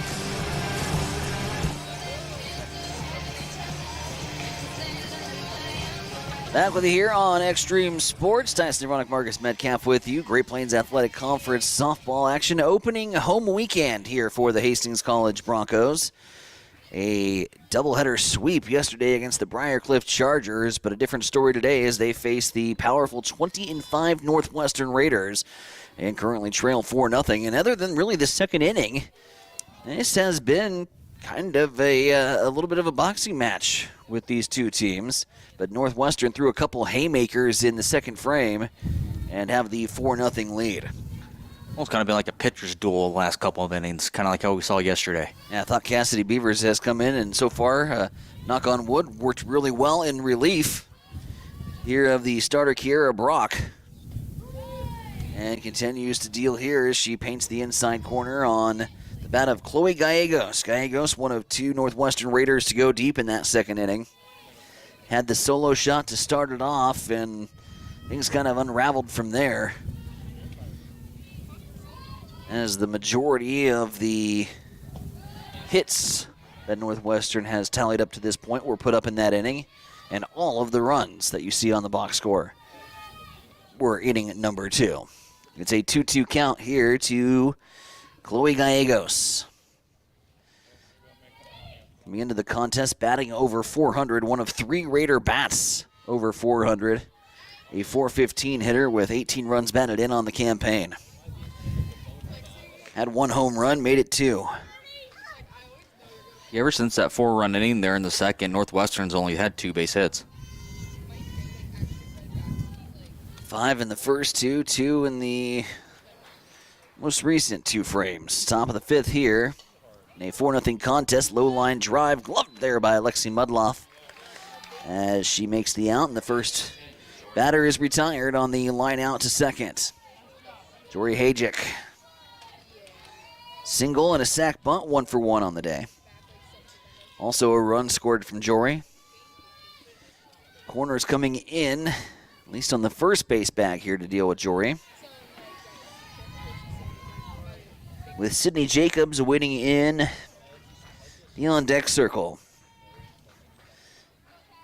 Sydney, one of the batters that has yet to register an at-bat here with a sac bunt and a walk so far here in the contest, as it's a 1-0 now to Jory, and it's on the outside corner for a strike, make things 1-1. Let's see if Cassidy can get as strong as Northwestern does on the mound here as the game progresses. Right now it's location, location, location for Cassidy as she's been moving the ball all around the plate, and that's what's kept the Northwestern bats at bay here, is just that she has mixed it up high to low, left to right, outside, inside. Been very impressed with what I've seen in relief so far from Cassidy. 1-2, 1 down.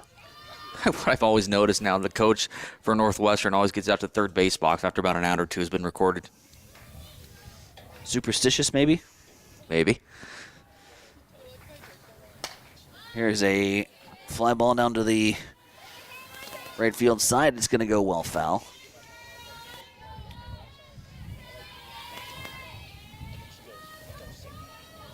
So 1-2 delivery is Beavers looking for the strikeout pitch. Hajic so far fighting her off. So 1-2. setting up outside. It's a off-speed pitch. This one is timed up and hit out into the gap, but shading over there in left, it's just hanging up there in the left center field. Schneider's able to get underneath it, so polar opposite from what we saw in inning number 2 is that ball starting to hang and float out there. At first, I thought that was a gapper for sure, and it just hangs out there, and Schneider's able to easily walk underneath it and retire Jory Hajic. That'll bring up Sydney Jacobs, another one of the 400 batters here for Northwestern. 406 average, 13 RBIs. And looking to register her first official AB on the day with a sack bunt and a walk so far. So we've been waiting on, you mentioned like when we were going to see some off-speed pitches. Both Kralik and Beaver's been throwing just straight BBs. Now we finally saw a changeup. And that was a good-looking one. It had Hajic a little bit out in front. Here is a one hopper to short. Tanabe fields it, throws it over to first in time, and the side is retired in order. Line out to second, to fly out to left in a 6-3 putout. Northwestern goes down here in the 5th with no runs, no hits, no errors, and nobody left aboard. We're going to the bottom half of the 5th inning. Broncos still trailing by 4. Rally time here at the Bill Smith Softball Complex when we come back. There's a noticeable difference when you walk into Tom Dinsdale CDJR in Hastings. You can't miss the exceptional customer service that we're known for, or the huge emphasis we place on providing unsurpassed vehicle service with experienced technicians and quality parts. And of course, we think big when it comes to giving back to the community that has supported us for so many years. At Tom Dinsdale, we take tremendous pride in serving our friends, family, and neighbors throughout central Nebraska. See for yourself. Stop by Dinsdale CDJR today. Keep it here on Extreme Sports. Hits it to right field. Brennan is back. He's at the wall, and we are tied. Your all-access pass to nonstop sports talk and live play-by-play coverage. You guys are the #1 sports station because you make the phones light up.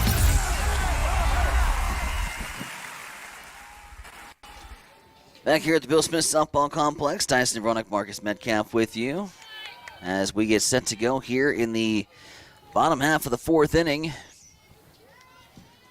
9-1-2 here for HC. As Halsey swings over the top of that one and then gets out of the way, ducks and covers. On the next, it's 1 ball, 1 strike.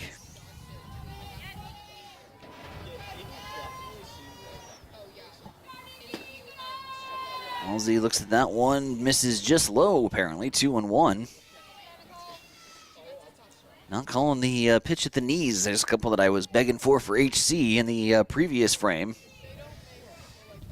As this ball is slapped over to the first base side, picked up there from Gore. She touches the bag and retires Halsey on the 3 unassisted. So 1 down, and Isabel Tanabe is stepping up to the plate. As the order flips, Isabel struck out and flew out to left field in her previous 2 attempts. We'll try to get the hit train going here for HC. So far, held to just 2 hits in the contest, and can't do a lot on the scoreboard if you can't get on base.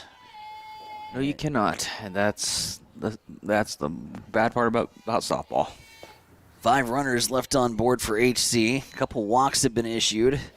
They were also reached on an error, and thus far just registering 2 hits, but not a lot of traffic so far on the base paths for the Broncos. It's a 1-1 count.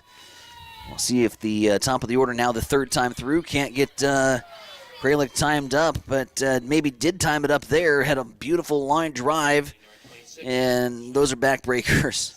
Those should be in the hit column, and you go back and wonder what you did wrong. You did nothing wrong. You barreled it up, and the second baseman made a great play. Schmalbeck reaches over and robs Tanabe of a would-be base knock, and Tanabe goes 0 for 3. Lauren Schneider now stepping up to the plate. When you do get great hits, you get great defensive efforts. We've seen a couple out in the outfield, a diving catch out in left field there, the robbery over at second. So Northwestern just executing, and they are, as Coach Baker put it, just fundamentally sound. I thought she was looking for her second hit of the weekend here. She had a double yesterday in Game 2 against Briarcliff. Double, couple steals for Tanabe. yesterday. This one's going to ricochet off the fencing. Nice left-handed grab there from Coach Williams. He must have Stickum on his hands or something. He did catch that with his right hand. I was looking the other way. Yep. 1-2, outside. Oh, gets the call. Frozen on the outside corner. Schneider goes down on strikes. 5th strikeout of the afternoon for Kate Kralik, and the Broncos go down also in order on no runs, no hits, no errors, nobody left aboard. Let's go to the 6th. 4-0 Northwestern out on top of HC. You're listening to Bronco Softball this afternoon on Extreme Sports. Industrial Irrigation Services has proudly supplied reliable horsepower to the industrial engine market since 1955. Our entire team is dedicated to fostering long-term relationships with our customers and key suppliers. Honesty and integrity make up the foundation that our business is built upon. Our entire team is ready to deliver the best sales, engineering, parts, and service support you have come to expect over many decades. No matter your industry or the rigorous demands of your application, our team of experts stand ready to serve you. We have been serving our customers and friends for over a half-century, and we look forward to continuing to provide you with the absolute best industrial engine packages and services for generations to come. When you need a solution for your industrial needs, don't just buy horsepower. Invest in reliable horsepower. Nice, Neuronic Marcus Metcalf back with you here on Extreme Sports as we get set to go here in the top half of the 6th inning. It'll be 8-9-1 due up as Maddie Kavadik steps up to the plate. She had the 2-run home run that really propelled Northwestern in that 4-run outburst in the top half of the 2nd, and that 4-run outburst has been the only action so far on the scoreboard as Kavadik hits a one-hopper to shortstop.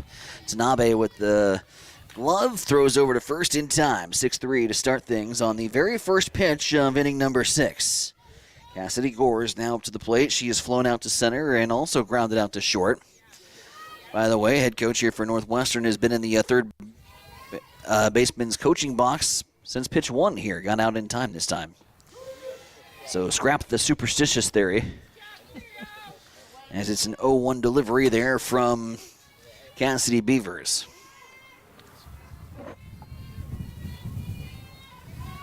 Beavers has come in relief here of starter Kiera Brock and has worked well. Thus far holding Northwestern to just 2 hits since coming in relief. And they have put up no runs while she's been in the circle. Here's the pitch to Gores. Gores, line drive, foul ball down the left field line. Tip of the cap to the coach for not making our left fielder go out there and run all after it. Yeah, nice Goes wheels. Jogs down. Yeah. I'd need a break about halfway between third base coaching box and left field if I was to take off and run. Take the cart? Yep. Gator or something. Here's the 0-2 from Cassidy Beavers. Winds and fires, outside corner, can't get the call. Maybe stretching out just a little too outside.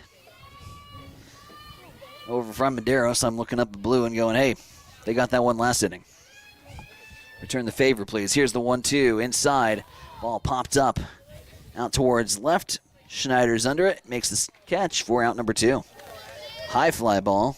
That one was a shot up about a mile into the sky. Major League reference here. It was a little bit too high on that home run, except this time this wasn't a home run. Stayed in about 25 feet. It's just a fly ball. Can of corn for Schneider. Looks like we're going to have a pinch hitter here. Pinch hitting number 4, Raven Creechy. Raven Creechy coming in here for Ashton Billings. In the designated position spot, Billings so far on the day was 1 for 2 with a sac bunt, a run scored, and a single. Raven Creechy will step up here for the first time for the Northwestern Raiders. Here in the 6th. Raiders on top 4-0. Got their 4 in all 1 inning. And so far the only thing up Besides zeros on the scoreboard, that 4 spot in the second, courtesy of 2 long flies. That pitch paints the outside corner. Beautiful pitch there from Beavers. She heads back to the circle, and Raven looks at a 1-1 count. 1-1, 2 down. See if the Broncos don't have some more 6th inning magic. They were down 3-0 in yesterday's nightcap against Briar Cliff, and decided to put up a 4 spot to take the lead, and then wanted more drama, so gave up a 2-run shot in the top half of the 7th, and then came across to score 2 more in the bottom to win that baby 6-5. A thriller last night. We'll see if we can't get a duplicate to start off our morning here. Full day of Bronco action on Extreme Sports. Doubleheader of softball here at the Bill Smith Softball Complex. National Tournament basketball later on tonight. 5 o'clock, 4:45 pregame show, the 2-2. Swung on, hit left field side. That's going to get down. Schneider cuts it off, quickly gets it back in, so that'll at least keep Krejci from getting extra bases. That had extra bases written all over it down the left field line, but Schneider gets it back in quickly, and it's just a single for Raven Krejci. So that'll bring up Charlie Bumgars. Bumgars has walked, singled, and had a sacrifice bunt. 1 for 1 on the day. And Western number 7, Berkeley Johansson. It's like Berkeley Johansson going to come in and courtesy run there at first. So courtesy running for Krejci. Number 13. Nope. It is Ashton Billings come back in. So 7 gets the bat.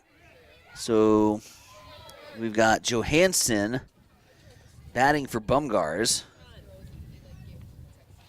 And then 13 you said. Billings is going to go back in and run. Yeah, Johansson was going to go in at first, and they're like, no, you're coming to bat, and so they flipped it. So now it is Berkeley Johansson at the plate. Well, they're making a mess on my score sheet is what they're doing. Berkeley Johansson. Well, no, that's what what she did. She went to first, and then no, you're coming to the plate. Well, now we got Bumgars hitting. So scrap all of that. This is Abbott and Costello. Who's on first? We have got Charlie Bumgars now at the plate. And what a mess. It looks like Billings has come in and re-entered to run after Krejci gets her the single. 2 outs here. How about just strike it out so I can get back to making some sense out of my score sheet here. Scratch the pinch hitter. It's a slow roller, third base side, fielded nicely by Pineo and thrown to first in time. 5-3 put out gets the Broncos out of the inning. No damage done. Just a lowly single from Raven Krejci adding to the hit tally today. 8 hits here for Northwestern. But just 4 runs on the scoreboard, and it's rally time here at Bill Smith Softball Complex. Bottom of the 6th, down by 4. Broncos trying to get back in it when we come back here on Extreme Sports. Family Medical Center of Hastings is the place to go for all your healthcare needs. Their team is trained to treat the whole person regardless of age. They provide a wide range of medical care, including acute care, routine health screenings, and treatment of chronic conditions. They're dedicated to providing you with the best care in the most cost-effective manner. Family Medical Center, as an independent clinic, has served the community for over 65 years. Your family's home for healthcare. 1021 West 14th Street. Proud to support all area student athletes.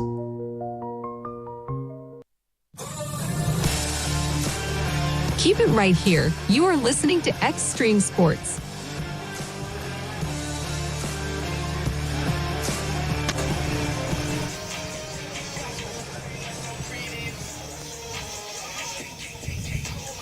Three, 4, 5 due up here for HC as we get set for the bottom half of the 6th inning. Heart of the order coming up, and right when you need it. Down 4 and in need of a rally offensively. The Broncos have been held to just 2 hits so far here from a great pitching performance from Kate Kralik. So far on the afternoon, or I should say morning, approaching the afternoon. 5 strikeouts for Kralik, and we'll bring up Kaylee Pinho. Pinho, 380 hitter, 19 RBIs. Has walked in, flown out to right so far here today. And is now behind in the count 0-1. Lauren Lee waiting in the on-deck circle. Broncos trying to get something started. Just takes one to start the train. But so far has been unable to leave the station. Pino flutters that one foul. It's 0-2. Kralik has almost looked as if she's gotten stronger as the game has gone along and has really settled into a rhythm here against this Bronco offense. Doesn't get the call there despite a good frame job from the catcher Gallegos. Trying to sell it. Blue says no. 1-2.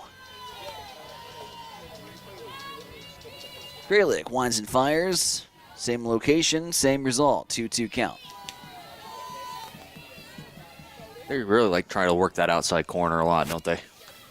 Well, that's the advantage of getting ahead in the count 0-2 is you can play around and try to get some chase pitches, and that's exactly what she's trying to do now. She dials up the off-speed pitch, and that completely freezes Pino as she was expecting something else. An upside down K. 6 now make that 7 strikeouts. There's your changeup you were calling for. Apologies, missed the 6th strikeout in the 5th frame, so we've got 7 Ks. For Kate Kralik as Lauren Lee, the cleanup hitter, steps up to the box.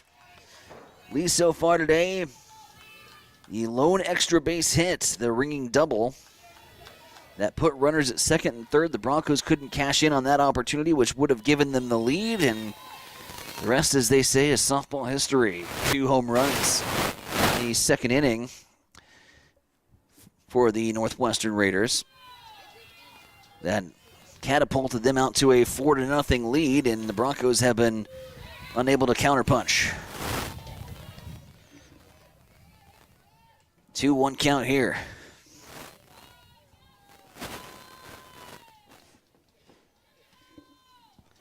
Pineo chops this one foul. 2 balls, 2 strikes, 1 down. Here in the bottom half of inning number 6.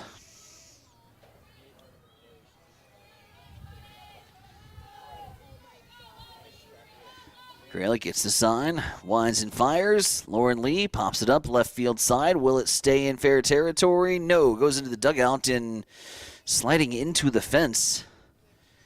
Needing some communication there, all-out hustle, but I think just lost track of where the fencing was, and that'll rattle you for a bit.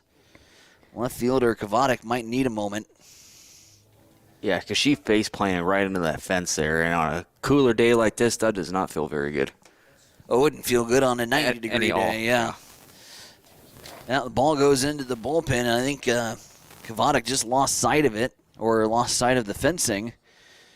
Didn't get a lot of communication, and went for the diving catch and dove right into the fence. Very awkward moment for the Northwestern left fielder, and right now we just hope she's okay.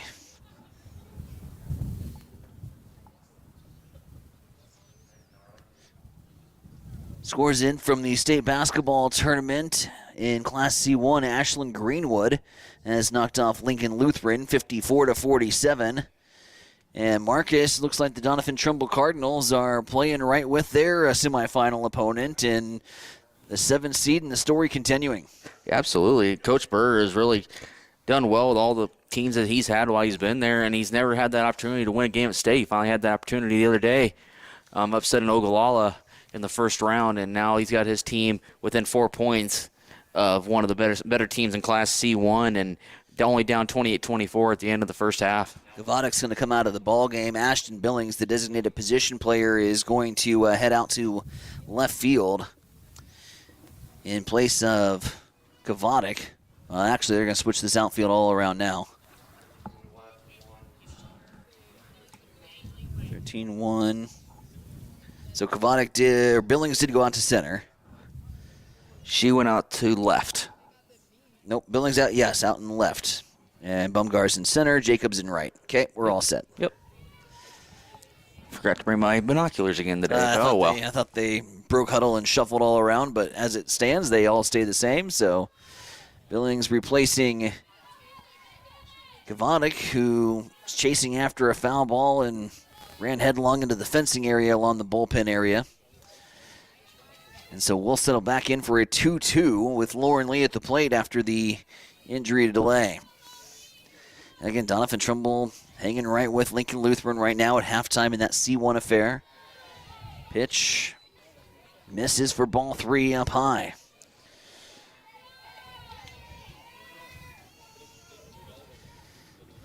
Full count coming up. Missing low, Lee walks. Just the third free pass so far here of the contest for Kate Kralik. It's tough to get back into a rhythm after a little bit of a delay like that, and however unintentional it may be, when you have a pitcher like Kate, who was just humming and was almost like just a fine-tuned watch with the rhythm she was having, to have a little just delay like that and have to keep yourself mentally focused to get back in the circle and deal, that's tough for any athlete at any age. So now you're the third time through the lineup. Now you're going to start seeing a little bit and see if this Hastings College offense can pick it up. Always say, give me at least 3 opportunities to get through the lineup. Medeiros, however, hits a chopper to short, and it's going to be a rolled-up double play.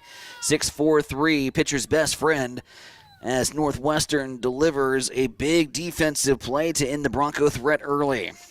Double play kills action here in the 6th as we go to the 7th. Northwestern Raiders on top, 4-0. We're back with more Bronco softball right here on Extreme Sports right after this. Rev up your energy and fuel your body with the protein punch you've been craving. When it comes to nutrition, Highland Dairy has a wide range of locally made products. Discover tasty ways to a stronger, healthier you with Highland's range of yogurts, smoothies, flavored milk, and cottage cheese. For parents with picky eaters and trendsetters looking to jump on the revival of cottage cheese, Highland has what you need to hit your protein goals. Highland, locally made, naturally delicious.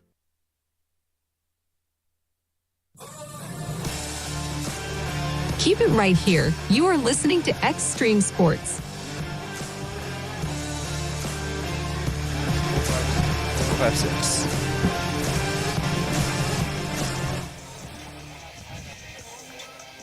Back here at the Bill Smith Softball Complex, Tyson Everonic, Marcus Metcalf with you. I see. Gwen Mickelson, 3-4-5 due up here for the Northwestern Raiders. And Northwestern with a 4-0 lead here on the scoreboard. Broncos need to hold at bay here and then find a way to get the bats going. The bats have been held in check.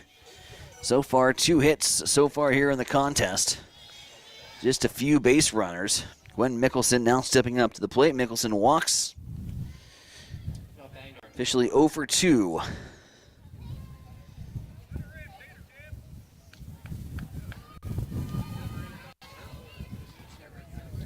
So Mickelson at the plate. Schmalbeck in the on-deck circle. Gallegos. The due-up order here is it's the heart of the order that Cassidy Beavers will have to try to go through one more time. First time through, success so far in the circle. She's just allowed 2 hits since coming in relief of starter Kiera Brock. But it was the heart of the order that did the damage. Back in inning number 2. Beavers throws this one low inside. I'll bring the count to 1-0. First pace playing slightly in front of the bag is Lee. Beavers second in there for a strike. Here's the third, and it's chopped foul. 1-2 count.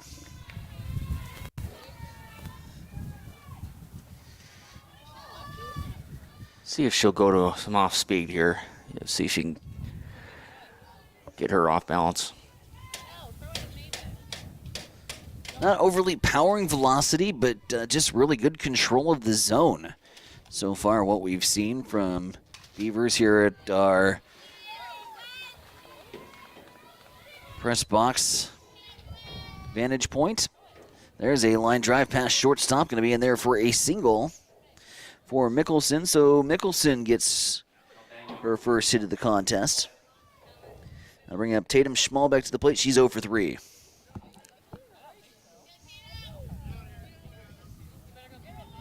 Looks like we have a courtesy runner there at first. It's number 8. Looks like it's going to be Allie Worthams. Allie Worthams. Okay. Courtesy runner for Mickelson over at first base bag. Third base creeping way in here. Expecting the bunt from the cleanup hitter.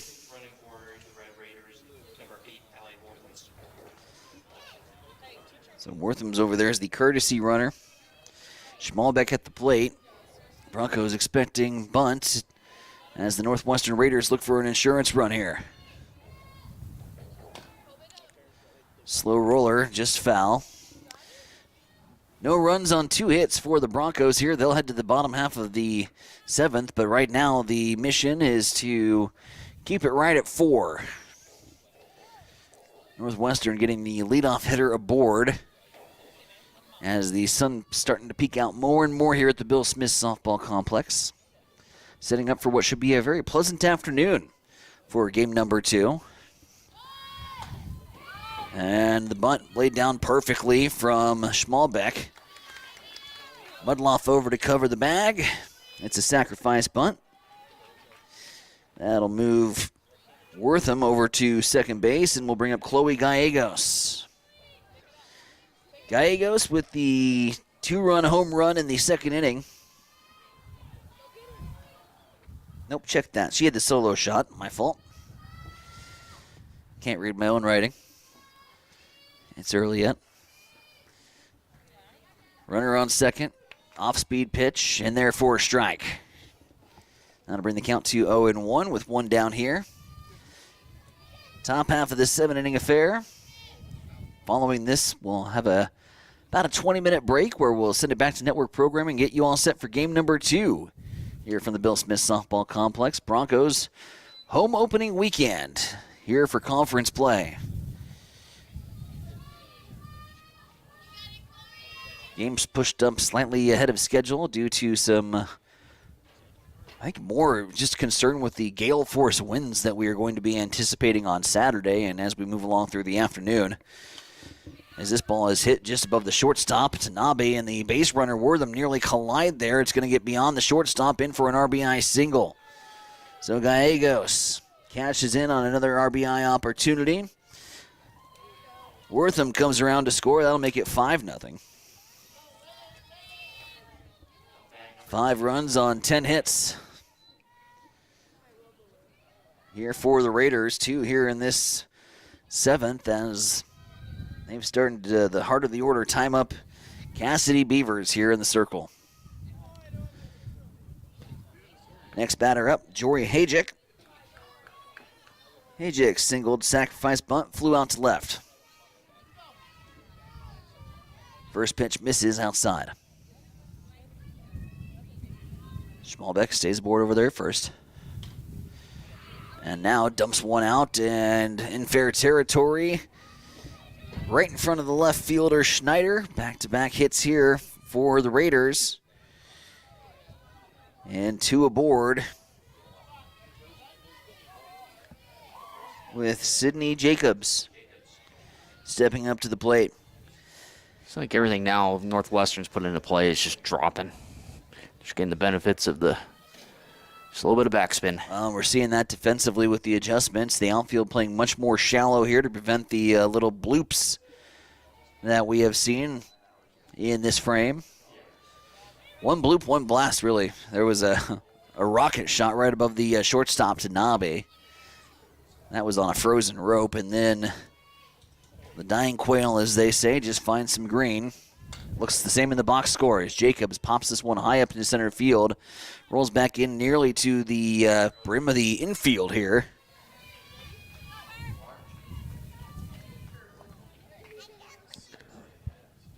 Defensive lineman also looks like a men's slow pitch softball lineman out there with the rover playing right between shortstop and the left fielder.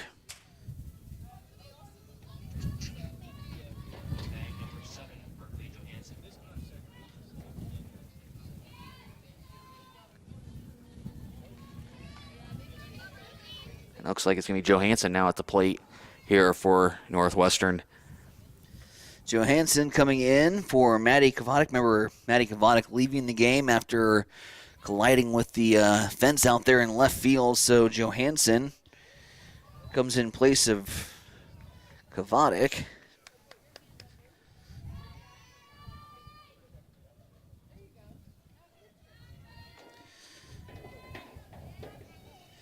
With 2 aboard here with 2 out. 1 ball,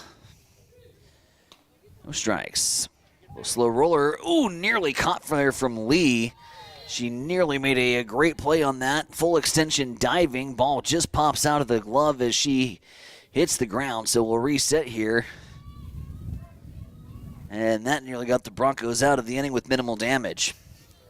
Raiders got 2 more aboard. They have left 6 on today so far.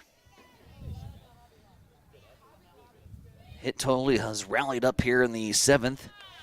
Starting off with 8, but they've got 3 hits here in the inning that have resulted in 1 run. That pitch is in there for a strike.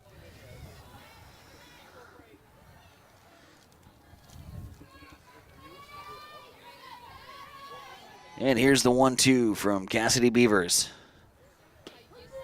On the inside corner, you bet, strike 3. Goes down looking, does Brooklyn Johansson. And Cassidy Beavers gets her first strikeout of the contest, but does allow her first run. 3 hits in the inning, 11 all told for Northwestern, and they have 5 in front here of HC. Broncos, last chance for romance coming up here in the bottom of the 7th. We'll have it for you when we return here on Extreme Sports. There's a new tomorrow on the other side of the horizon. There are houses to make into homes, businesses to be built, and friendships to enjoy.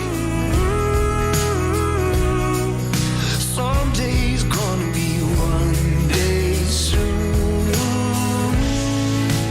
Build your tomorrow with a bank you can rely on. Pinnacle Bank, the way banking should be.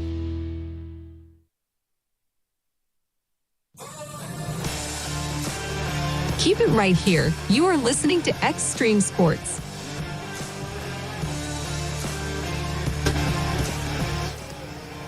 Back here at the Bill Smith Softball Complex, Tyson Ironic with Marcus Metcalf along for the ride. 6, 7, 8, 2 up here for HC, and it's rally time. Put on those rally caps here if you're a Bronco supporter. They're down 5 here as we head to the bottom half of the 7th inning in a game where Craig Kralik has just really been in command in the circle. 7 strikeouts, 3 walks allowed, 1 Bronco error, 2 hits surrendered so far. And a strike call on Mudloff, and she didn't like it. Thought that was too far to the inside and shows her disgust as she steps out of the box and reloads. And tries to refocus. Now Mudloff takes a hard hack at one, pops it straight up into the air out towards right field. And Jacobs is underneath it for the first out. 2-pitch swinging there from Mudloff. Flies her right out to right. Mudloff will be 0 for 2 on the day. Did reach by way of an error. Hayden Kapler stepping up to the plate. Kapler with a walk and a fly out to left so far here this afternoon.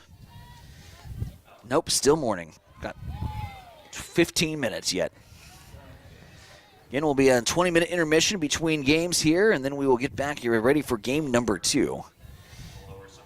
Here in this doubleheader between the Raiders and the Broncos. Pitch on the inside corner. And that's starting to get more extended a little bit.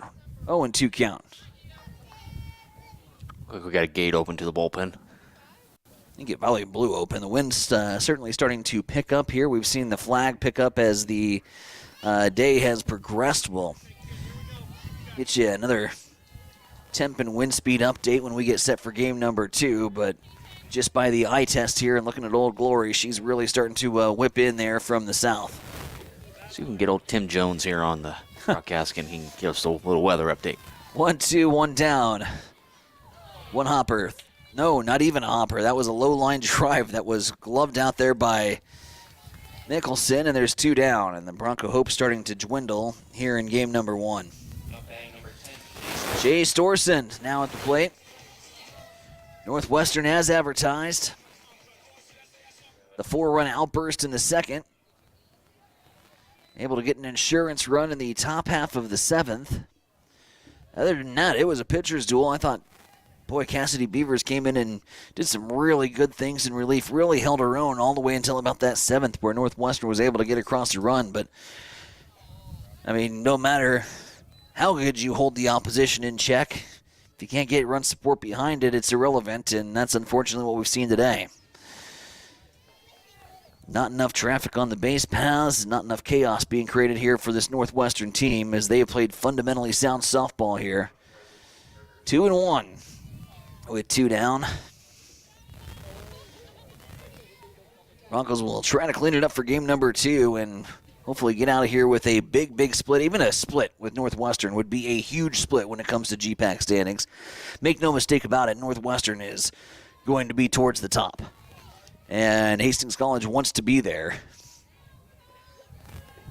And they have got goals and aspirations to make it a fight among the leaders of the Great Plains Athletic Conference standings, bringing in 25 new players from a roster that didn't finish well a year ago, wanting to change the culture and wanting to get back to some winning ways here. It's a 3-2.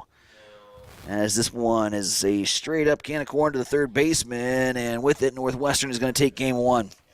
A fly out to third will end the proceedings here in game 1. A 5-0 victory for the Northwestern Raiders as they head to the tune of 11 hits, leaving 8 runners aboard for Hastings College. Just 2 hits, 5 left on. They took advantage of one Northwestern error but couldn't cash in. No runs, 2 hits, 1 error, and 5 left aboard for HC. 5 runs, 11 hits, 1 error, and 8 left aboard for the Northwestern Raiders. Game 2 coming up in about 20 minutes. 5-0 victory here for the Raiders. We will send you back to our regular scheduled programming and get back to some more Hastings College Broncos softball here shortly on Extreme Sports. So long for now. We'll catch you in game number 2.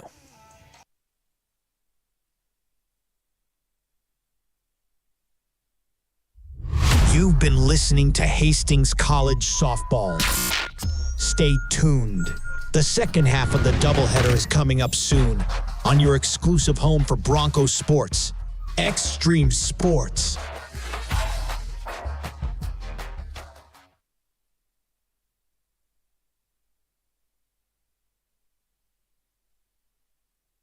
You know, we really don't know. I think, honestly, the biggest thing is experience. But if I'm a team on the opposing side, I wouldn't want to see Houston for these reasons. They're young, the group is deep, and they play extremely hard. Houston's going to make you work. If you beat the Rockets, that means you're tougher, you're more physical, you made shots. And again, the youth and the speed of Houston is something that's really gotten and grabbed the respect of the entire NBA. So obviously it's a group that's still figuring it out. I think the best part about it, Keith, to what you said, it's a group that keeps on getting better. But for the rest of the NBA, no, I don't think you want to see Houston from the standpoint of just like, hey, you are going to have your work cut out, and they're going to go at you. Yeah, I think they're a little underrated, like a team that's not getting talked about enough as we look toward, this final month of the season. As far as tonight goes, they entered today on a 4-game win streak, taking on the, in-state, Lone Star State rival in the Houston Mavericks, who have been a mess lately. It's no secret with the Luka trade, Kyrie getting injured, AD getting injured. How nice is that as a player if you're on the Rockets right now, knowing you're facing a team you don't like and you have every advantage in the world? Well, there's not a lot of gimmies right now in the NBA because it almost seems like everybody's good. In my opinion, this is the most competitive top to bottom that we've ever seen the NBA. The role players are good. The stars are good. You got guys across the NBA and teams that can beat you on each and every night. So it is going to be a challenge. Those guys are NBA players on the other side at the end of the day. But, hopefully you get out. Houston should win this game. I can say that in confidence and take care of business. So it is dangerous. Shoot, I was on a team in Cleveland playing against Cleveland and Memphis, and they were the defending champs, LeBron James, full squad, Kevin Love, everybody's over there.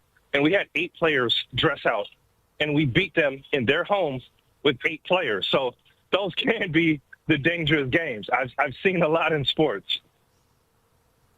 Ryan Hollins joined us. Hey, Ryan, when you think about the MVP and from a betting standpoint, people are trying to find angles. Shai Gilgeous-Alexander is the odds-on favorite to win the MVP now. But Jokic the dude is averaging a triple-double in every statistical category is up for him. Who should win this MVP? Keith, this is extremely dangerous because both answers are correct. Jokic statistically and by importance and by the role of MVP is the MVP of the NBA. Now, here's the thing about the NBA. There's no mathematical equation that makes it happen. Shai has unbelievable numbers. He's got the name. He's someone you want to get behind. And the biggest thing in Shai's favor right now is that he has the best team in the NBA. They are playing the best, and he's the part and a huge reason that you've seen a turnaround in Oklahoma City, and they're peaking. It's because of what he's doing.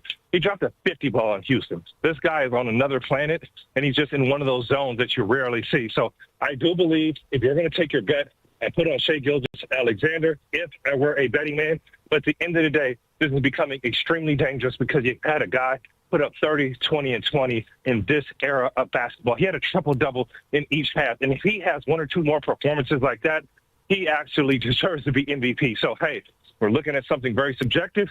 Are you going to look at the record of Shai and his play? Or are you going to look at Jokic and his numbers and what he brings to the table? And he may be one of those guys that you look back and say, man, every year that he was at his prime, he should have won the MVP. And we could have said that for Michael Jordan. It's LeBron James, Kobe Bryant in his peak, okay, when Steve Nash and those guys won it over him. So at the end of the day, there are a lot more factors. I do think it goes to Shai, but don't be surprised if Jokic steps away with another MVP. Yeah, I saw a stat this morning that I thought was fascinating, Ryan and Stormy, that, all right, so we tend to focus on points per game, and Shai clearly has the edge there. But if you include the points per game and then points off your assists, Jokic is ahead of Shai there. And the fact that the Nuggets could end up as the 2 seed in the West, I think people are just looking past Jokic, and I don't like it. Stormy, I'll let you go next. Go ahead. No, I love the answer, though. Should Shai or Jokic be the MVP? The answer is yes, because both of them have had such phenomenal seasons.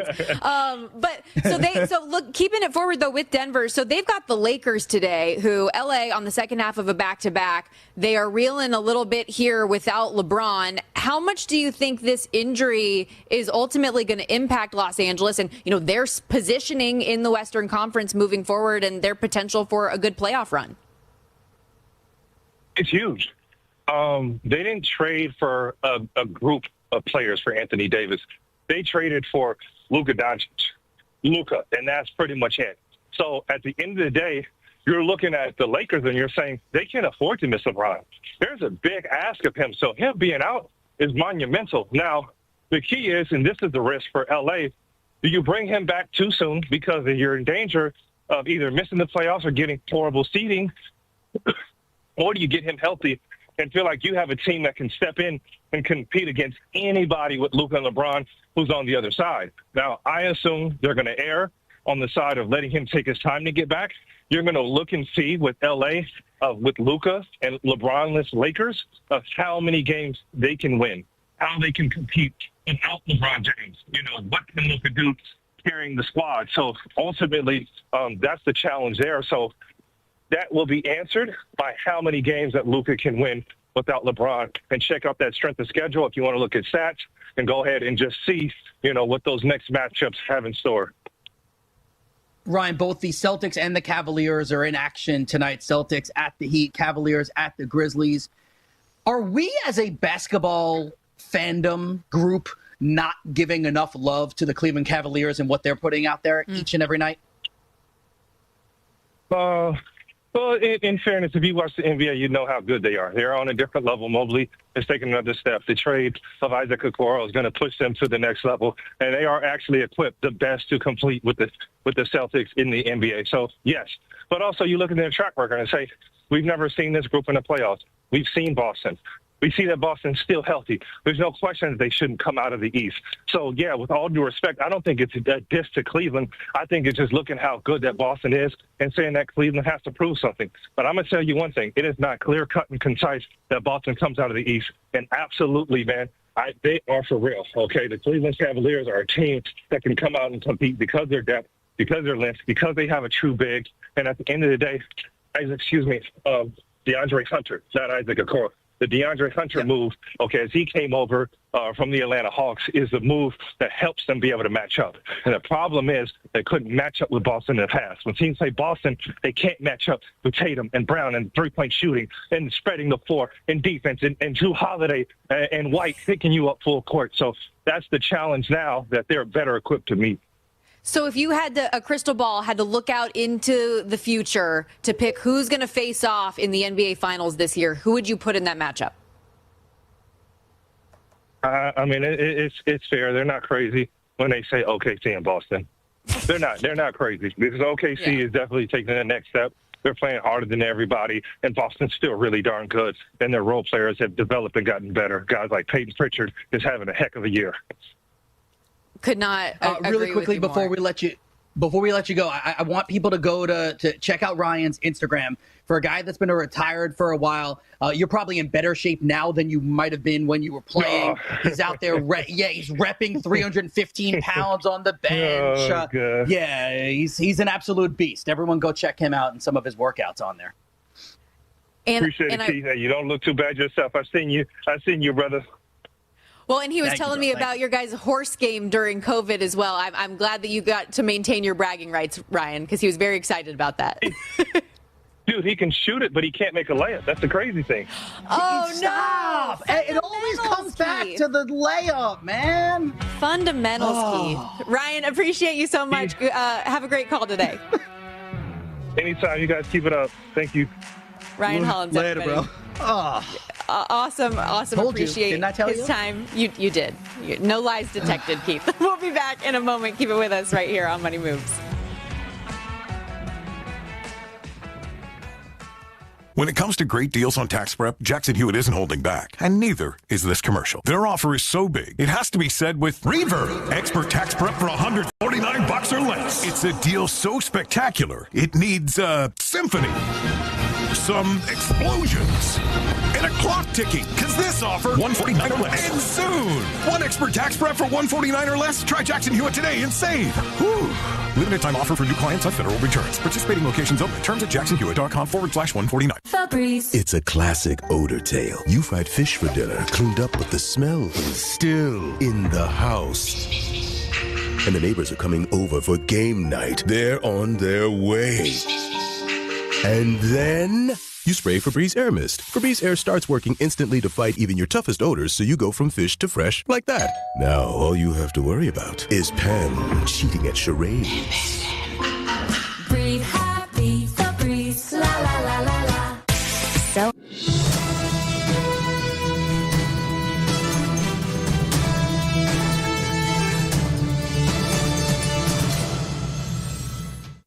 From Feature Story News in London, I'm Ollie Barrett. A phone call between Donald Trump and Vladimir Putin could take place later after the Russian president met the US envoy in Moscow to discuss a possible ceasefire in Ukraine. However, the Kremlin appears to favour a single negotiated peace deal without first going into a 30-day truce. Nick Harper reports from Washington. Envoy Steve Witkoff is on his way back to the United States following that meeting with Russia's leader Vladimir Putin. The Kremlin says that Witkoff has information and an additional signal to give to the US President Donald Trump. And once that information is transmitted here in Washington, Putin says that he would be open to a phone call or a possible meeting with President Trump, something that President Trump has also indicated he is happy to try and do. But it's unclear how quickly this negotiated peace might happen. Russia is saying it is worried about this possible 30-day ceasefire proposal, saying it would give Ukraine time to rearm, instead suggesting that a one-and-done proposal would be much better. I'm Nick Harper in Washington. Former Philippines President Rodrigo Duterte has appeared at the International Criminal Court accused of crimes against humanity. He's accused of forming and arming death squads which killed thousands of dealers and users during his government's war on drugs. US and Israeli officials reportedly held talks with countries in East Africa over taking in resettled Palestinians from Gaza. Contact was reportedly made soon after US President Donald Trump floated his controversial plan to take over the Gaza Strip. Giles Gibson reports from Tel Aviv. US and Israeli officials reportedly spoke to the governments of Sudan and Somalia, as well as Somaliland, a breakaway region of Somalia. Sudanese officials told the Associated Press that they rejected the proposal, while those from Somalia and Somaliland denied any knowledge of any talks. US President Donald Trump's plan